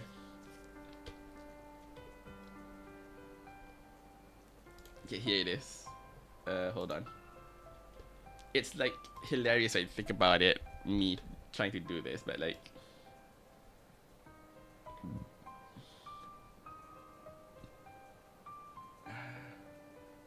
I want to screenshot. It should be fine, right? Because like, hold on, I want to check if the contact video. Hold on, I need to edit this out first. So I mean, do I need to edit it out? I'll just edit it. I guess I don't need to edit it out. So this is just hilarious to me, honestly. But at the same time, I'm glad that I at least gave it a shot, because let me find screenshot. Let me just turn off studio mode because it's easier to like present things like that. Is it the last screenshot? Yeah, it's the last screenshot. Game capture, image, ba-da-ba. Browse, screenshots. I gave it a shot to like, can you read it? I don't know if you can read it. Yeah, you know what, we'll just see if you can. So yeah, I gave it a shot and tried asking if I can use their songs as background music for streams, like, you know, for the intros and outros and all that. Because admittedly, right now I'm just using like no copyright stuff, and like, well, technically it's fine. I do want to try to change songs a bit. Can you read it for me? Okay, I'll just read it. Hello, Mojican Studio. Recently, I should slow down. Hello, Mojican Studio. Recently, I just finished playing your game, A Space for the Unbound, on Twitch. Actually, if I'm just reading it for you, I'm just gonna close it. Yeah, the response. That's the fun part. Hold on, I'm gonna read it. Okay. Hello, Mojican Studio. Recently, I just finished playing your game, A Space for the Unbound, on Twitch, and thoroughly enjoyed it. Soundtrack is also great to listen to, which leads to my main question. Would it be alright to use the game's soundtrack as background music for my stream? The rest of it is just elaboration on what it means for me to use it, yada yada. I gave my Twitch account, yada. And then the response is very short and simple. Hi. Feel free to use the soundtrack as BG music for your stream. Regards. So you know what? I have official... What's the word? Official permission granted by Mojican Studio to use the game's soundtrack as like to use the game's soundtrack as background music. So I'll figure out which one I want to use because I don't think I want to use all of it because some of them are very intended to be sad, and I don't think I want to put like intentionally sad songs as part of like the chill background music stuff. That's adorable. It is. And yeah, all I can say is I'm glad I tried it. Like, you know, I'll just ask.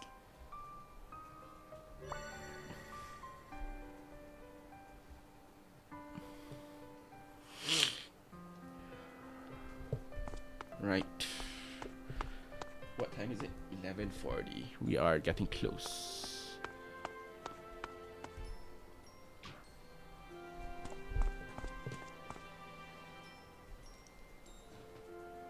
Don't know if you don't ask. Exactly. You know, because I don't want to I don't want to use it and then suddenly get hit by like some unknown streak. Although admittedly, I don't know. Look, man. The important thing is I asked.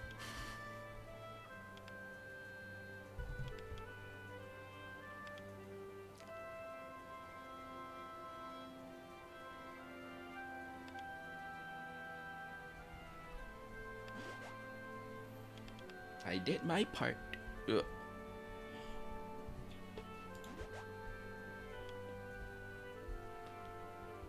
Atma's face here is just like dope. It's like, Well, I guess technically Raya's face is the same, but like. Hold on. Cough.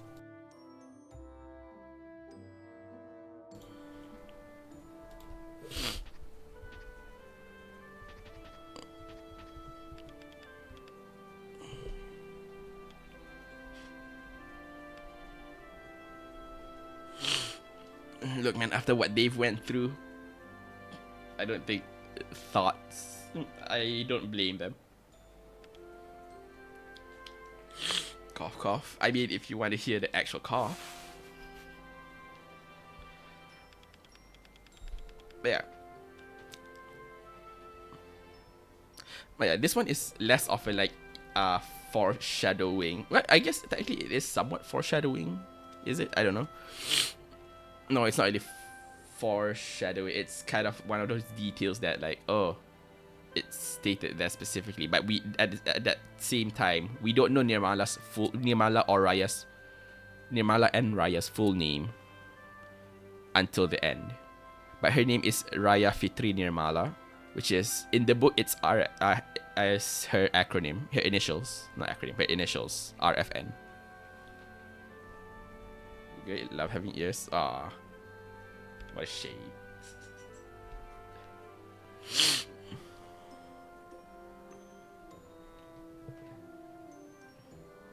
It essentially like completes the name.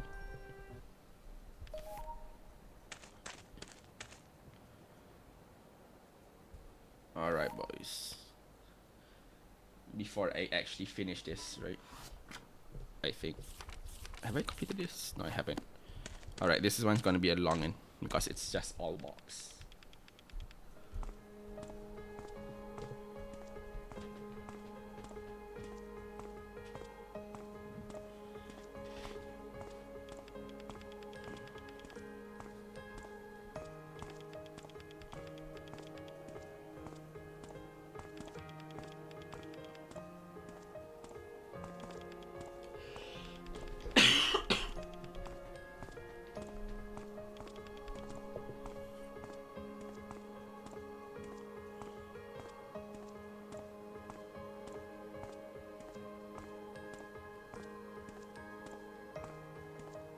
Honestly, the conversation like heading up to this point is the conversation just now is like very, what is the word? Sad is like such a strong word to say sad. It's like melancholic, I guess, because they're talking about like what to do, what she can do next, and yeah, Atma doesn't have a next.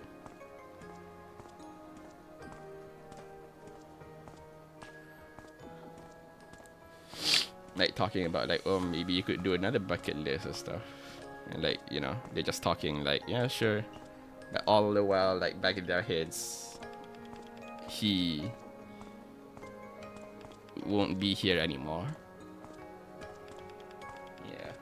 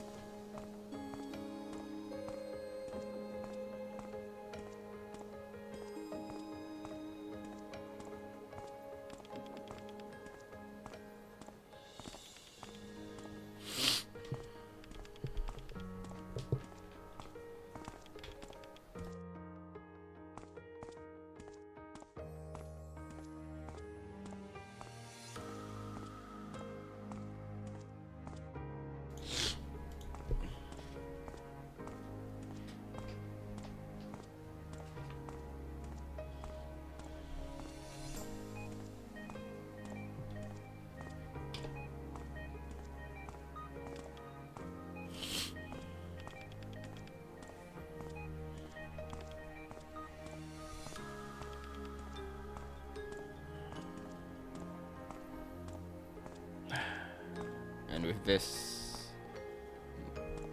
oh, not yet. Hold on, we're about to reach the point.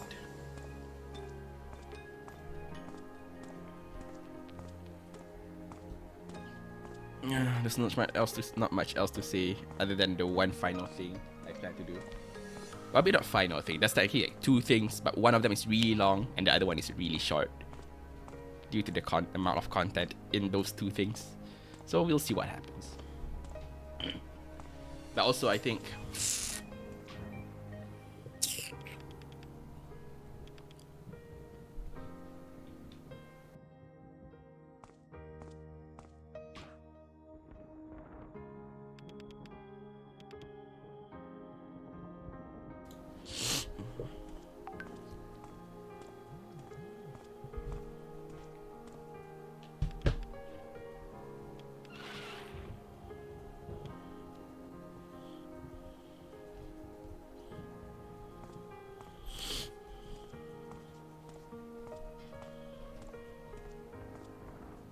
I think I might as well just say what I plan to do. I have two things I plan to do. And considering the time, I'm not sure if I can do the first thing. Because the first thing is I want to officially read all of the Red Book pages. The final chapter pages. Unfortunately, because of two things. Like, the issue with my throat and also the issue with, like, I guess, time itself. Well, I think it's possible. I guess mostly throat stuff, but that's still a thing to consider. Because otherwise, I don't think I have any other time which I can just stuff in me reading this book. So I probably will read it. I don't know, I'm trying to think. Because I do want to read the book in its entirety and like narrate the book, I guess, more accurately. The second thing I want to do is to actually properly do the the tier list for games I've played so far.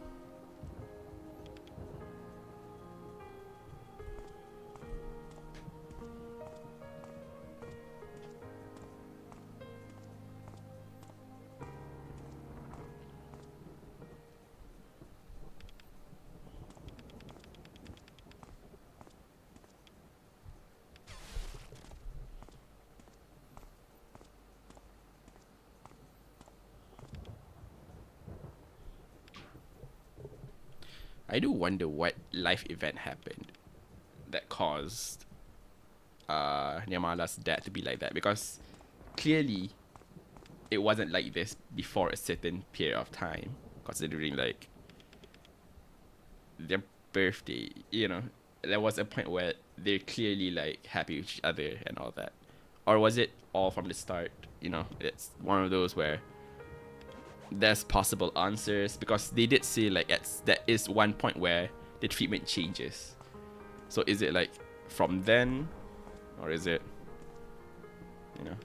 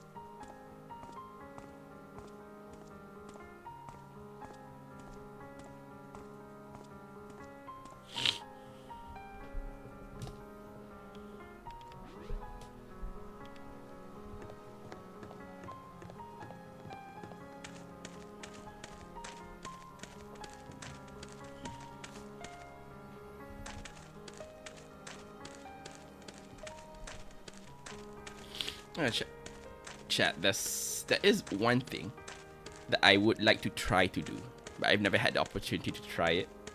No, or rather, I don't know who to try it on. But like, you know, there's like the raid stuff. Yeah, I want to try that, but I never really. I'm like, I don't know, too much of a coward, I guess, to figure out, to decide who to jump on. Is jump on the right word? Raid, I guess, to raid. So do you have any good ideas on who to raid right now?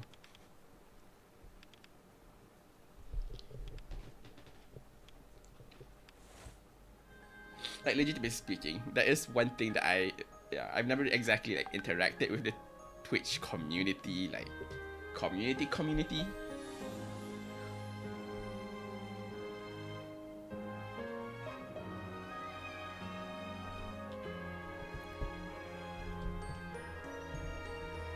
Well, yeah, it's something I want to try to do, but I don't know. Got told to read people by chat, or I forget. How do you decide who to read? Do you like just look at the list of people playing games and like, oh, boop? Because like, if you already have friends who are streamers, like, that's the easiest way, right? Because like, you can just hop in there, and like, they happen to stream at the time, so yeah, you can just hop in there. But like, me being like an isolated person at the moment, I don't want to try to break through. I mean, that's one of the things to be done. Oh, actually, there is one person I can hop into. What's that? But I mean, yeah. I'm down if you have a recommendation, but otherwise, I just noticed someone who I'm currently following is streaming, so like, I can just throw people his way.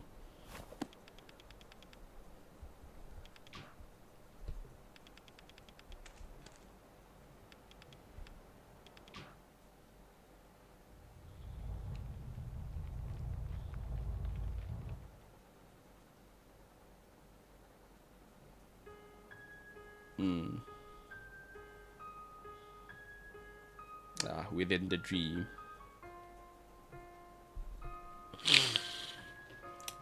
If a friend is streaming, rate them. Or chat is like this person. Choose this person. Alright, chat. Do you have this person in mind? Because otherwise I... Hold on, I want to listen to this song.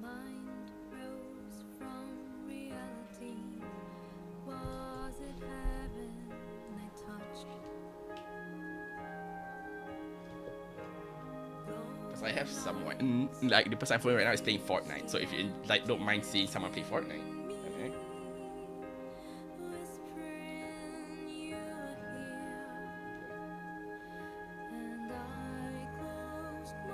Well, never know. All right, then we're gonna be watching Fortnite. As long as that person's still streaming by the time we finish this.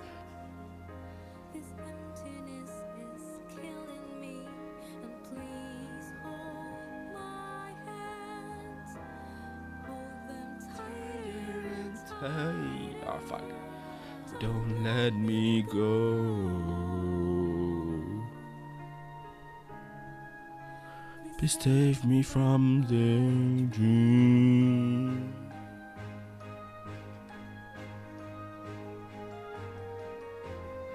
Atman, no. Ah, fuck. I really can't do the dramatic do right now. And that sucks. That dramatic no is like half my character, half my personality. And now it's gone. No.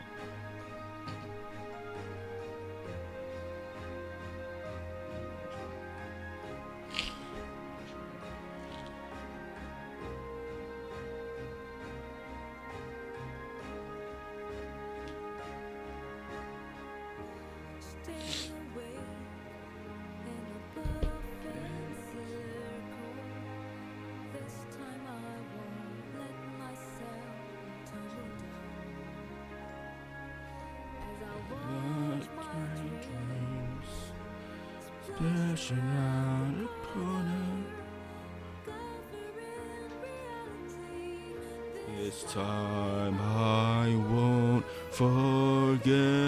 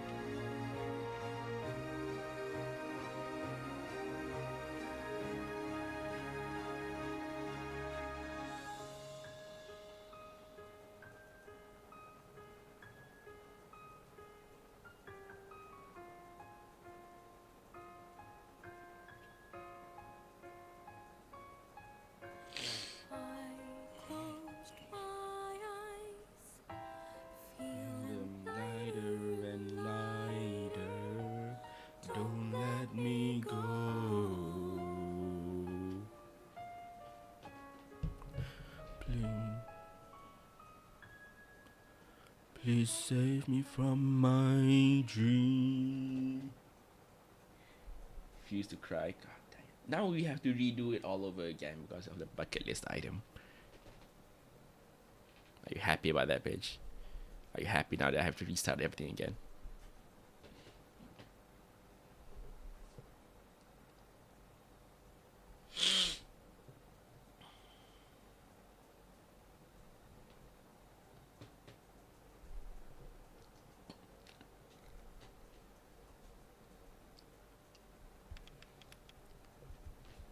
Hold on.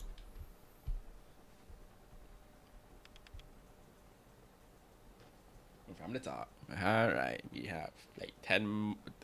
I mean, we have a spare 10 hours, right? Right? Yeah.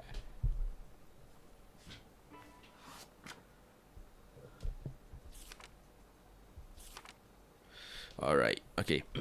You gotta be hearing this gravelly voice reading the tale of the final chapter for the Star Princesses. In the deepest, darkest corner of the galaxy, there lived a star princess who called a planet of her own creation home. Oh, shit, my nose. Oh, god dang it, I have to restart. God, my nose. From the top. Oh, wait, my voice is back. No, I'm gonna have to maintain it because otherwise it won't be back properly. In the deepest. Okay, take two. In the deepest, darkest corner of the galaxy, there lived a star princess who called a planet of her own creation home. Now, this star princess had magical, celestial powers. She could grant any wish. In a flash, she could summon the most delicious food, the most wondrous delights, all but one thing: a friend. The Star Princess was dreadfully lonely. She thought to herself, "Ah, if only I had a friend to share this with." It was then that she decided to embark on a journey to make new friends. Only she grew sad at the thought of abandoning her beloved home planet, and so the Star Princess split into two entities, stellar twins. The North Star Princess glowed a brilliant blue, and her twin, the South Star Princess, a rich, warm yellow. The North stayed to tend their home planet, and the South set off on her grand journey. Atop a fiery comet in the emptiness of space, the South smiled brightly, alight at the thought of the new friends ahead of her. The North, in deepest quietude, felt her joy too, for their hearts were as one. The North cast her gaze upward and wished on every star in the sky.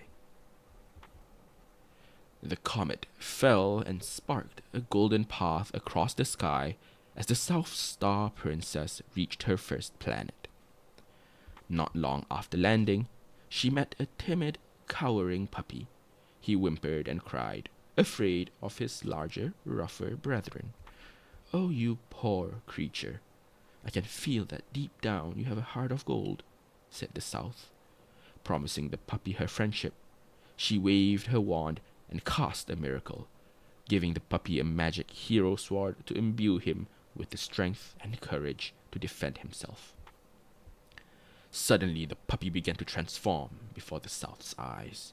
Where once there had been a cowering puppy, there now stood an arrogant were-dog.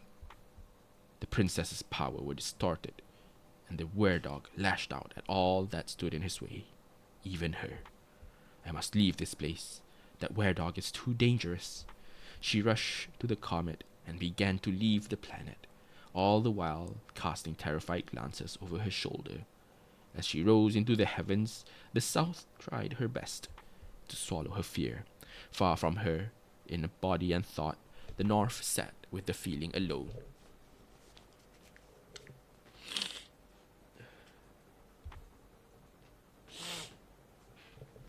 With hope still strong in the princess's heart, the comet began to fall for a second time, and she arrived at her second planet. She was greeted by a lost cygnet, who, lacking in some of the grace and wit of the other swan chicks, had been abandoned by her herd. "Oh my, how you poor thing, how beautiful you are." Promising her friendship, the South waved her wand and brought about a miracle, bestowing upon the cygnet a crown that to grant her charisma. Before long, the little creature grew into a slender, graceful swan queen. Her fellow swans began to crown her in awe at her gentle beauty. But then something changed. The swans began to compare their new swan queen to the princess, and found the latter lacking. "Unlike our queen, she has no golden beak. Unlike our queen, her voice is timid and weak. Begone, begone. Our queen has no businesses with the likes of you." Her eyes wet with tears, the South took her leave. She returned to the comet, and then to the skies. With 1,000,000 planets on the horizon, the South was able to overcome her disappointment soon enough. But alone on their home planet, the North grew lonelier and lonelier.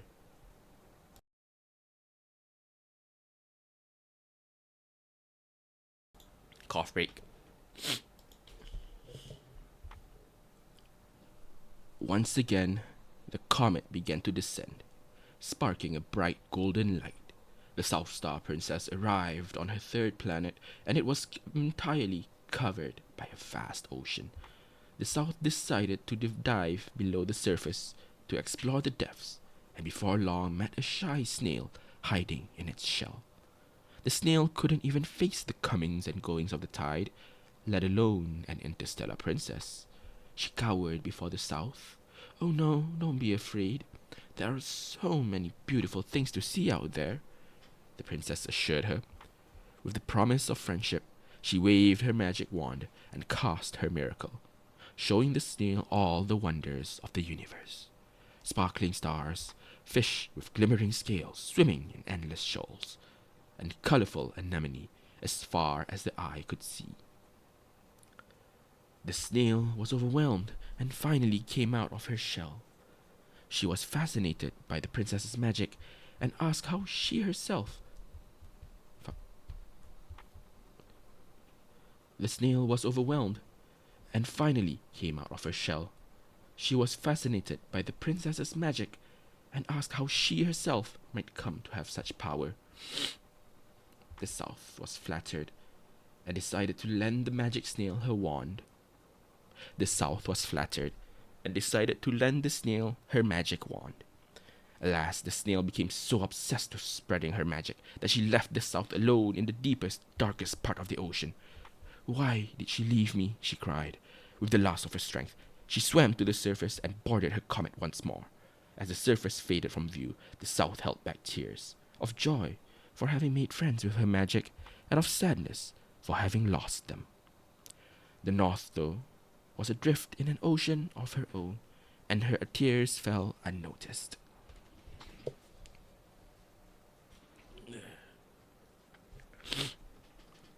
Again, the comet began to fall with its bright golden light. The South Star Princess arrived on her final planet. It was dark, a desolate desert. Foul winds grazed her cheeks, and the only light came from within her own body. Apparently, there was life on the planet, though. A single stray cat who witnessed the South's descent and was amazed. Apparently, there was life on the planet. A single stray cat who witnessed the South's descent and was amazed by her glowing presence. It introduced itself, and the South smiled warily. She asked if the stray had a wish that needed granting, for she had but one left to give. The cat grinned and explained to the princess, "I've lived my whole life alone and thought I would die alone too. But then you came, and it's a miracle. I don't need anything else. Having you here is enough." At long last, the South had found a true friend in the most unlikely of places. The North, though, had long since faded away. Oh, my feline friend, if only the North Star Princess could meet you. I miss her so, she said. The cat was confused, but had no time to ask questions. Fate was not on their side. Suddenly the ground began to shake, trees swayed and split into great chasms opened up in the parched earth. The cat, innocent as it was struck with fear. The South, though, knew exactly what was happening. The cat's world was crumbling, and the planet was beyond repair. It was time. The world had ended. The whole planet would crumble into dust, and the South could do nothing to stop it. "Let's go, Princess. We aren't safe here," said the cat. But the South couldn't move. Her power was depleting, and she knew her time was ending. All she had left was a single miracle. She looked deep into her friend's eyes, and what she saw told her all she needed to know. Cough break.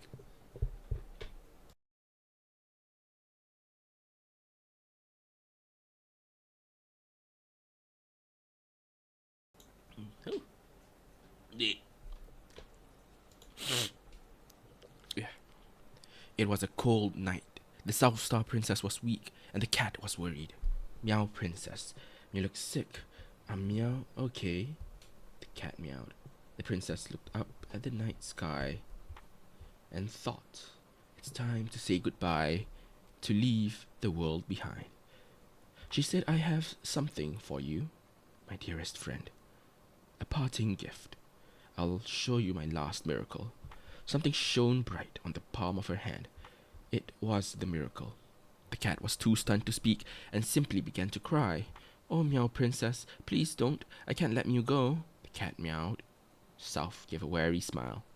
"Everyone wanted my miracles, but you're the only one who stayed by my side. Thank you for being my friend." The night was warm and bright. This glowing South Star Princess turned into stardust and was scattered to the skies above. But her light stayed within a pretty yellow flower. Left behind and alone, the cat curled its body around it. Suddenly it was bathed in yellow light. In the blink of an eye, the ordinary cat was turned into a large, regal feline with enormous wings sprouting from its back. The South's final miracle was giving her friend a way to escape the dying planet. As it flew up into the heavens, the planet disintegrated behind it. Mourning the loss of a friend and a home, the cat could do nothing but cry. The yellow flower gripped tightly in its paws began to pulse, in harmony with a distant blue star. You miss her, of course. Let's go then, right meow, to the north. And so the cat flapped its wings and began a new adventure.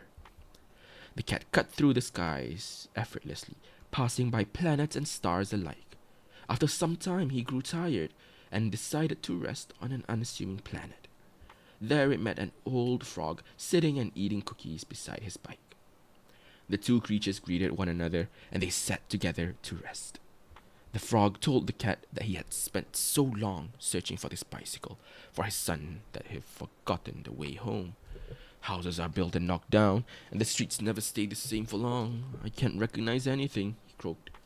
At that, the yellow flower in the cat's paws began to glow, illuminating a path to a house at the foot of the mountain. The frog leaped with joy. My house, it was here all along. They finished their snacks and parted ways with a promise that the cat would be showered in sweet treats should he ever return. With his wings lighter and more powerful than before, the cat turned to the sky and continued his journey. A few galaxies down the line, the cat once again grew tired and stopped to rest his weary wings. On landing, he heard a gentle piano melody and set out to find the source. Following his ears, he came to a small garden in the middle. Following his ears, he came to a small stage in the middle of a garden. Playing the piano was a tall giraffe, her brow furrowed in deep concentration. After a few verses, she looked up and was surprised to see a winged cat watching her. She invited him to play along with her, so he took up an instrument from the stage and began to accompany the melody. The giraffe explained that it had always been her dream to play in a great ensemble, but nobody ever wanted to join her. Hearing the sincerity of her wish, the yellow flower began to glow, illuminating the entire stage with a golden light. So bright was this light that it caught the attention of the entire town. Before long, other creatures began to arrive, keen to play music with the giraffe. The sounds of a dizzying array of instruments rang out around the garden: violin, drums, tambourines, and more. The lady giraffe was over the moon. Her dream had come true. But all songs must end, including this one. The cat had rested and was ready to take flight once more. Bidding the giraffe and her new companions farewell, the cat's wings beat faster and faster until it soared into the skies, one step closer to the big blue star. The cat's adventures were not always filled with tunes and treats. Further on its journey, it was hit by a passing asteroid and had to make an emergency landing at the closest planet. Luckily, it seemed to be a safe and calm place. The cat lay down to rest and recover, and one of its wings was badly wounded, putting the entire journey in jeopardy. A tiger fighter passed by and offered to tend to the cat's wounds. Don't worry, kitten. I've had much worse and I'm still kitten. The cat noticed that the tiger was covered in scars and asked how he had come to have them. The tiger explained that he was a martial artist and had been injured in the pursuit of wisdom and skill. The cat was amazed. How did you find the strength to keep going? He asked. The tiger answered, I never miss a meal, apparently. The secret to endurance was regular rest, food, and good company. The two felines split a meal, and before long the cat began to feel his strength returning, exactly as the tiger had said. Before long he began to long to return to the skies, and so he bid his tiger companion farewell and took his leave.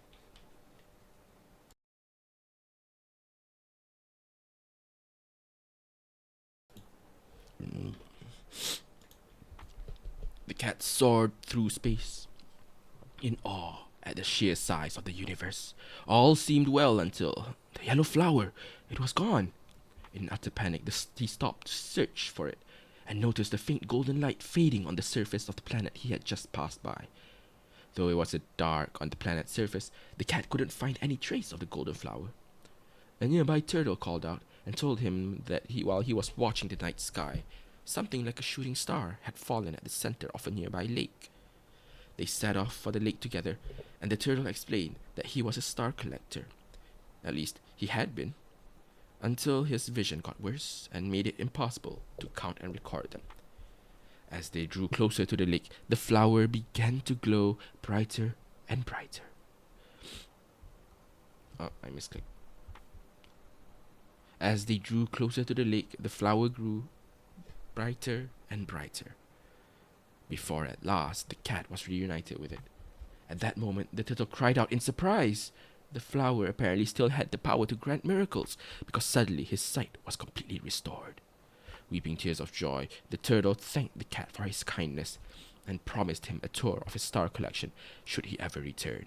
With the yellow flower tightly in his grip once more, the cat departed for the heavens. I think this one's, if I continue, I think this one's pretty obvious, but if we are like correlating each person, right? Like if we are correlating like Nirmala is South Star Princess, Raya is North Star Princess, and then the creatures earlier are like the person, each student, each of her friends. This cat is clearly Atma, because like every single time he's been like helping each of them, and like how it's been described of his assistance. Maybe except for the play instrument one, but like that one is probably like exaggerated, as if everything else isn't exaggerated.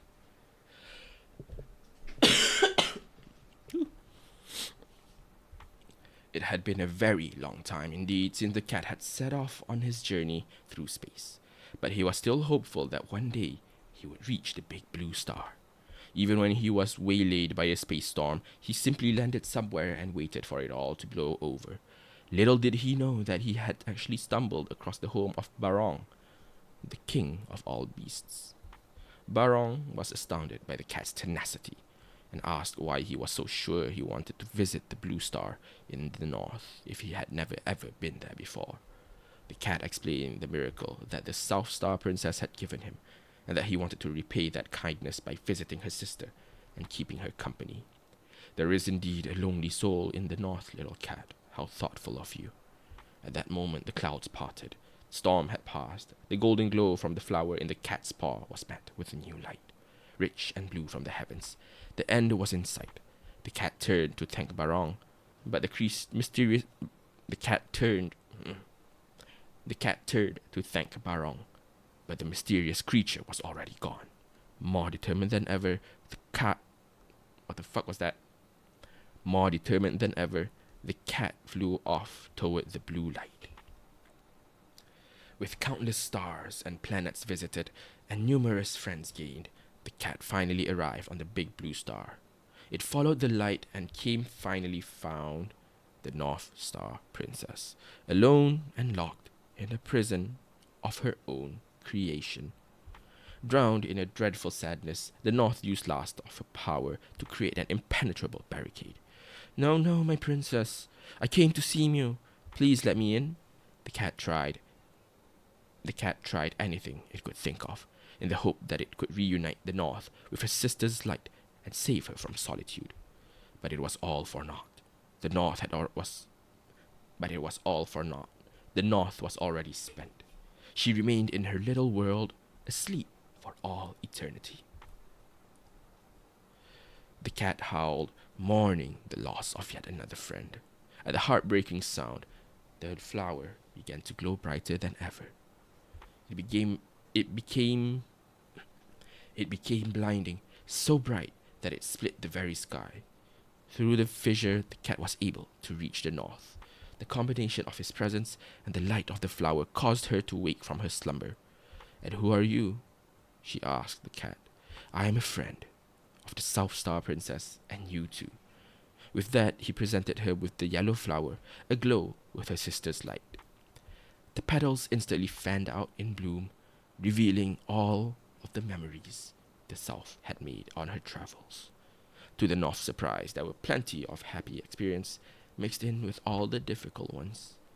The South felt hope every time a new planet came into view, and her heart soared with promise every time she came upon new creatures. The North began to realize that her sister had never really abandoned her in the first place.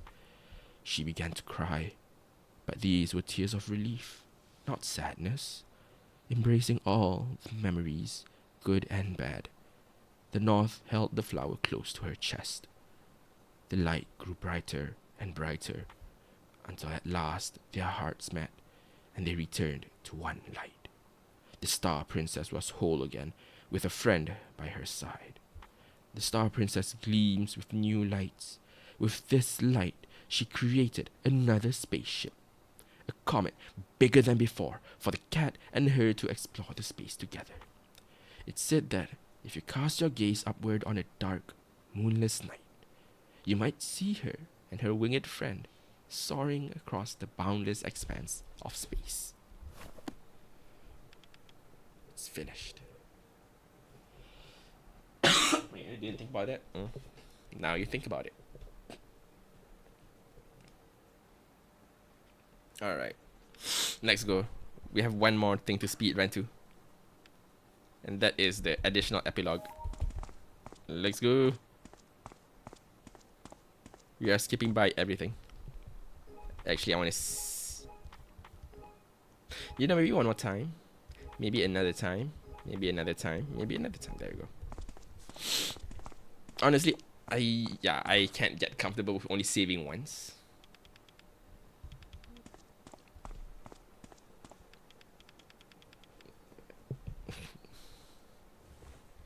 I need to at least do multiple saves on the same save location, because like, what if I clicked on the wrong save? You know? What if I actually overwrite a different save? And what if I didn't actually save? We're just gonna ignore everyone.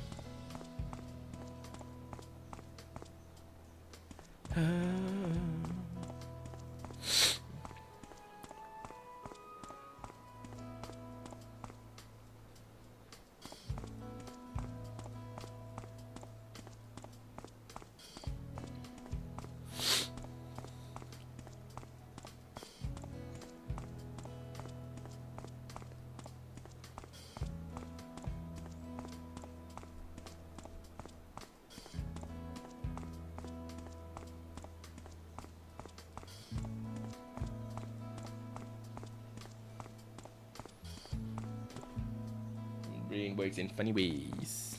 Indeed.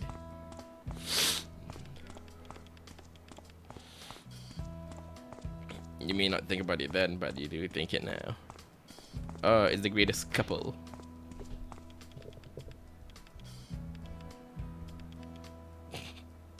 Straight up. Again, they might only have like 3 scenes together, but it somehow has like it completes an entire arc. I guess you can call it arc.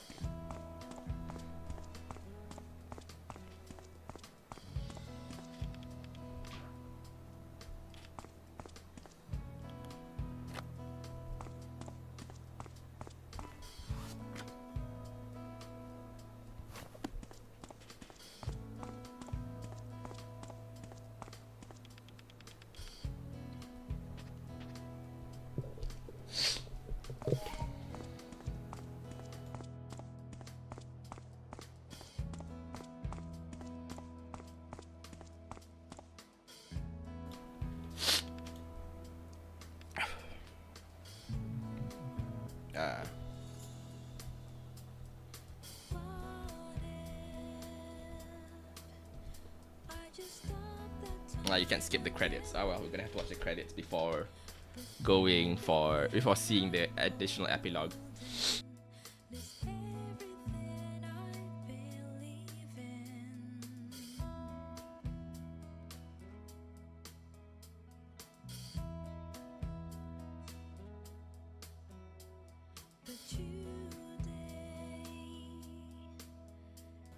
You guys can chill with the music first. I'm gonna go and fill my drink while waiting, because my water is already empty.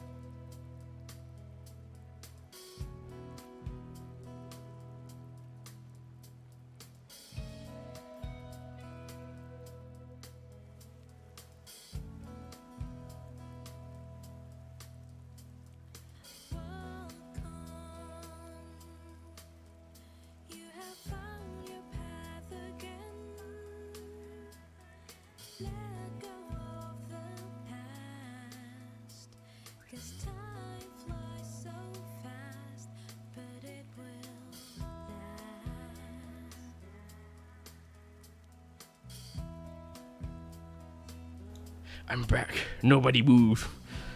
I see what you are fucking my throat. I see what you're trying to say there, bitch.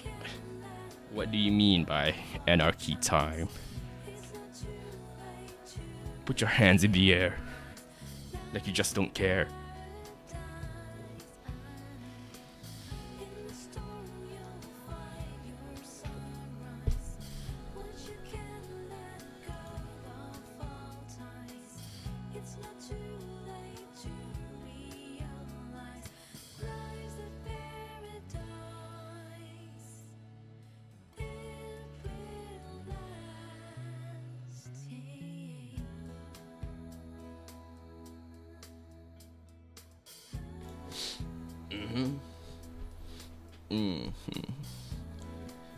You weren't doing anything you say. Well, fuck, I don't have any material. Well, clearly, in the moment, I can see that the moment I left, you sent a message specifically requesting, less of requesting, a message encouraging people to go on anarchy. So how do you defend yourself from that? Okay. Well, enough daydreaming. It's time to give him this flower. Time to continue my journey. Just a little more before nightfall.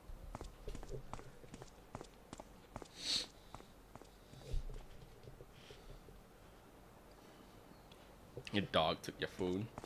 Plausible reasoning. You in this time period. But your dog has to pay the price. It's...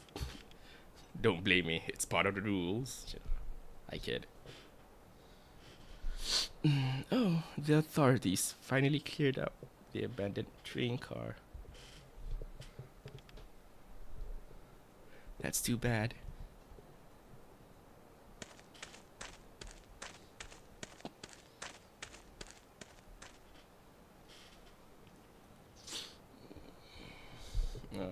The jetty, bridge. If bridge connects two places, I guess it's a jetty.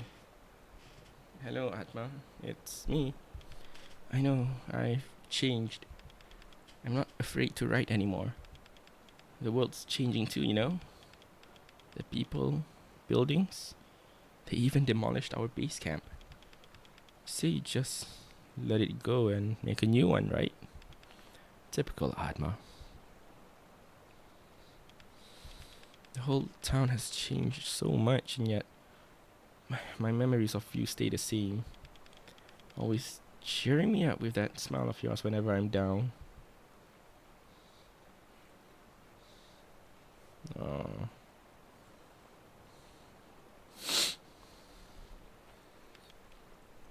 But I'm okay now. I'm moving forward. Not as strong as I'd like to be, but it gets better every day.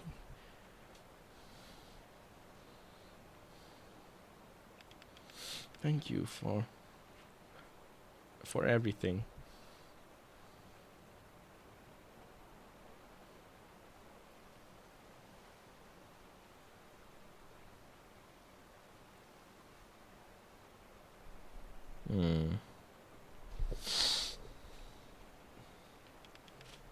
farewell.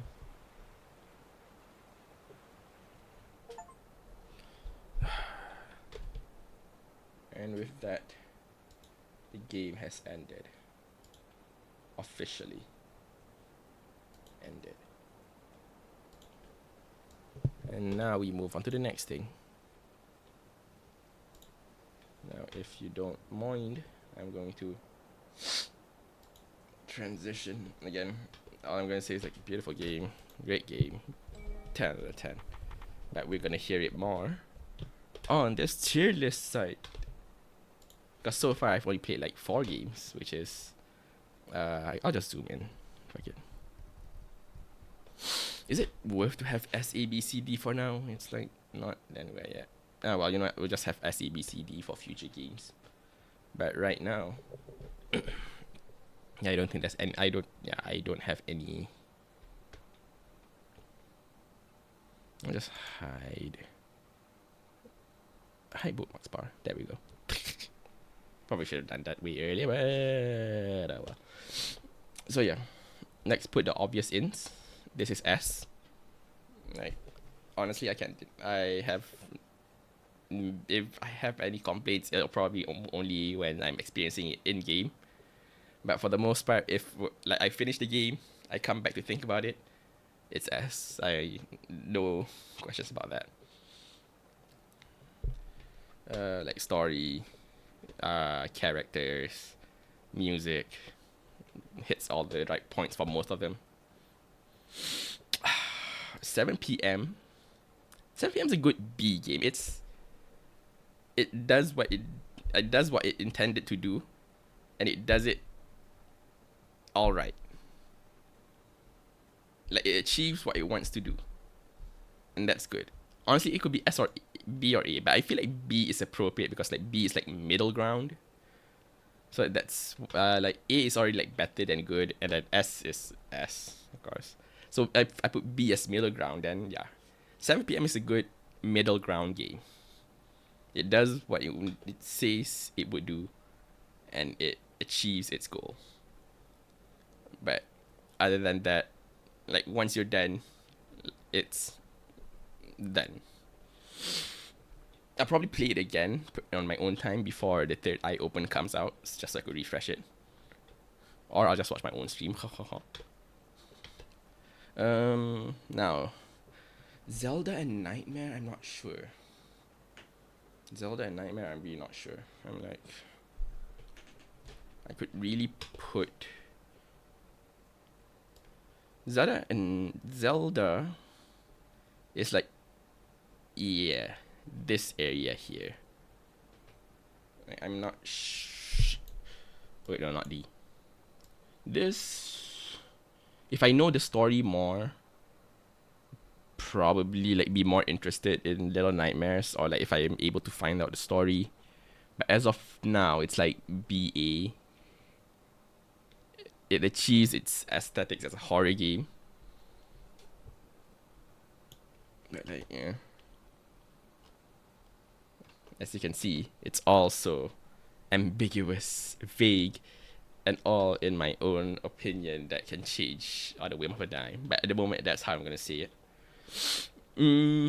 Yeah. So we have great game, achieves it and more, and achieves it well enough. Zelda, I haven't finished yet. It does has its boost solely by exploration, and then the story that comes along the exploration. And it's not like I'm like stressed out by horror stuff, so I'll put it like this for now. Once I finish it, then I could potentially move it up or not. But for now, it's like this.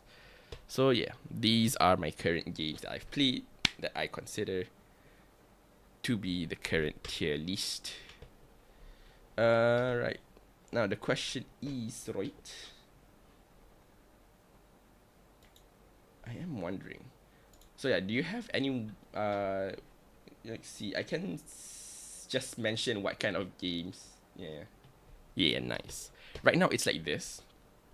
Again, it could change, it could go up, it could stay there. And then as future game comes along, then I'll just add it here and there. But basically, amazing game. Does what it intended and then some. Does what it set out to do. But for the most part, solely it.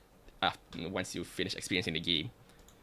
C is like and then D is like yeah, it's different in sound.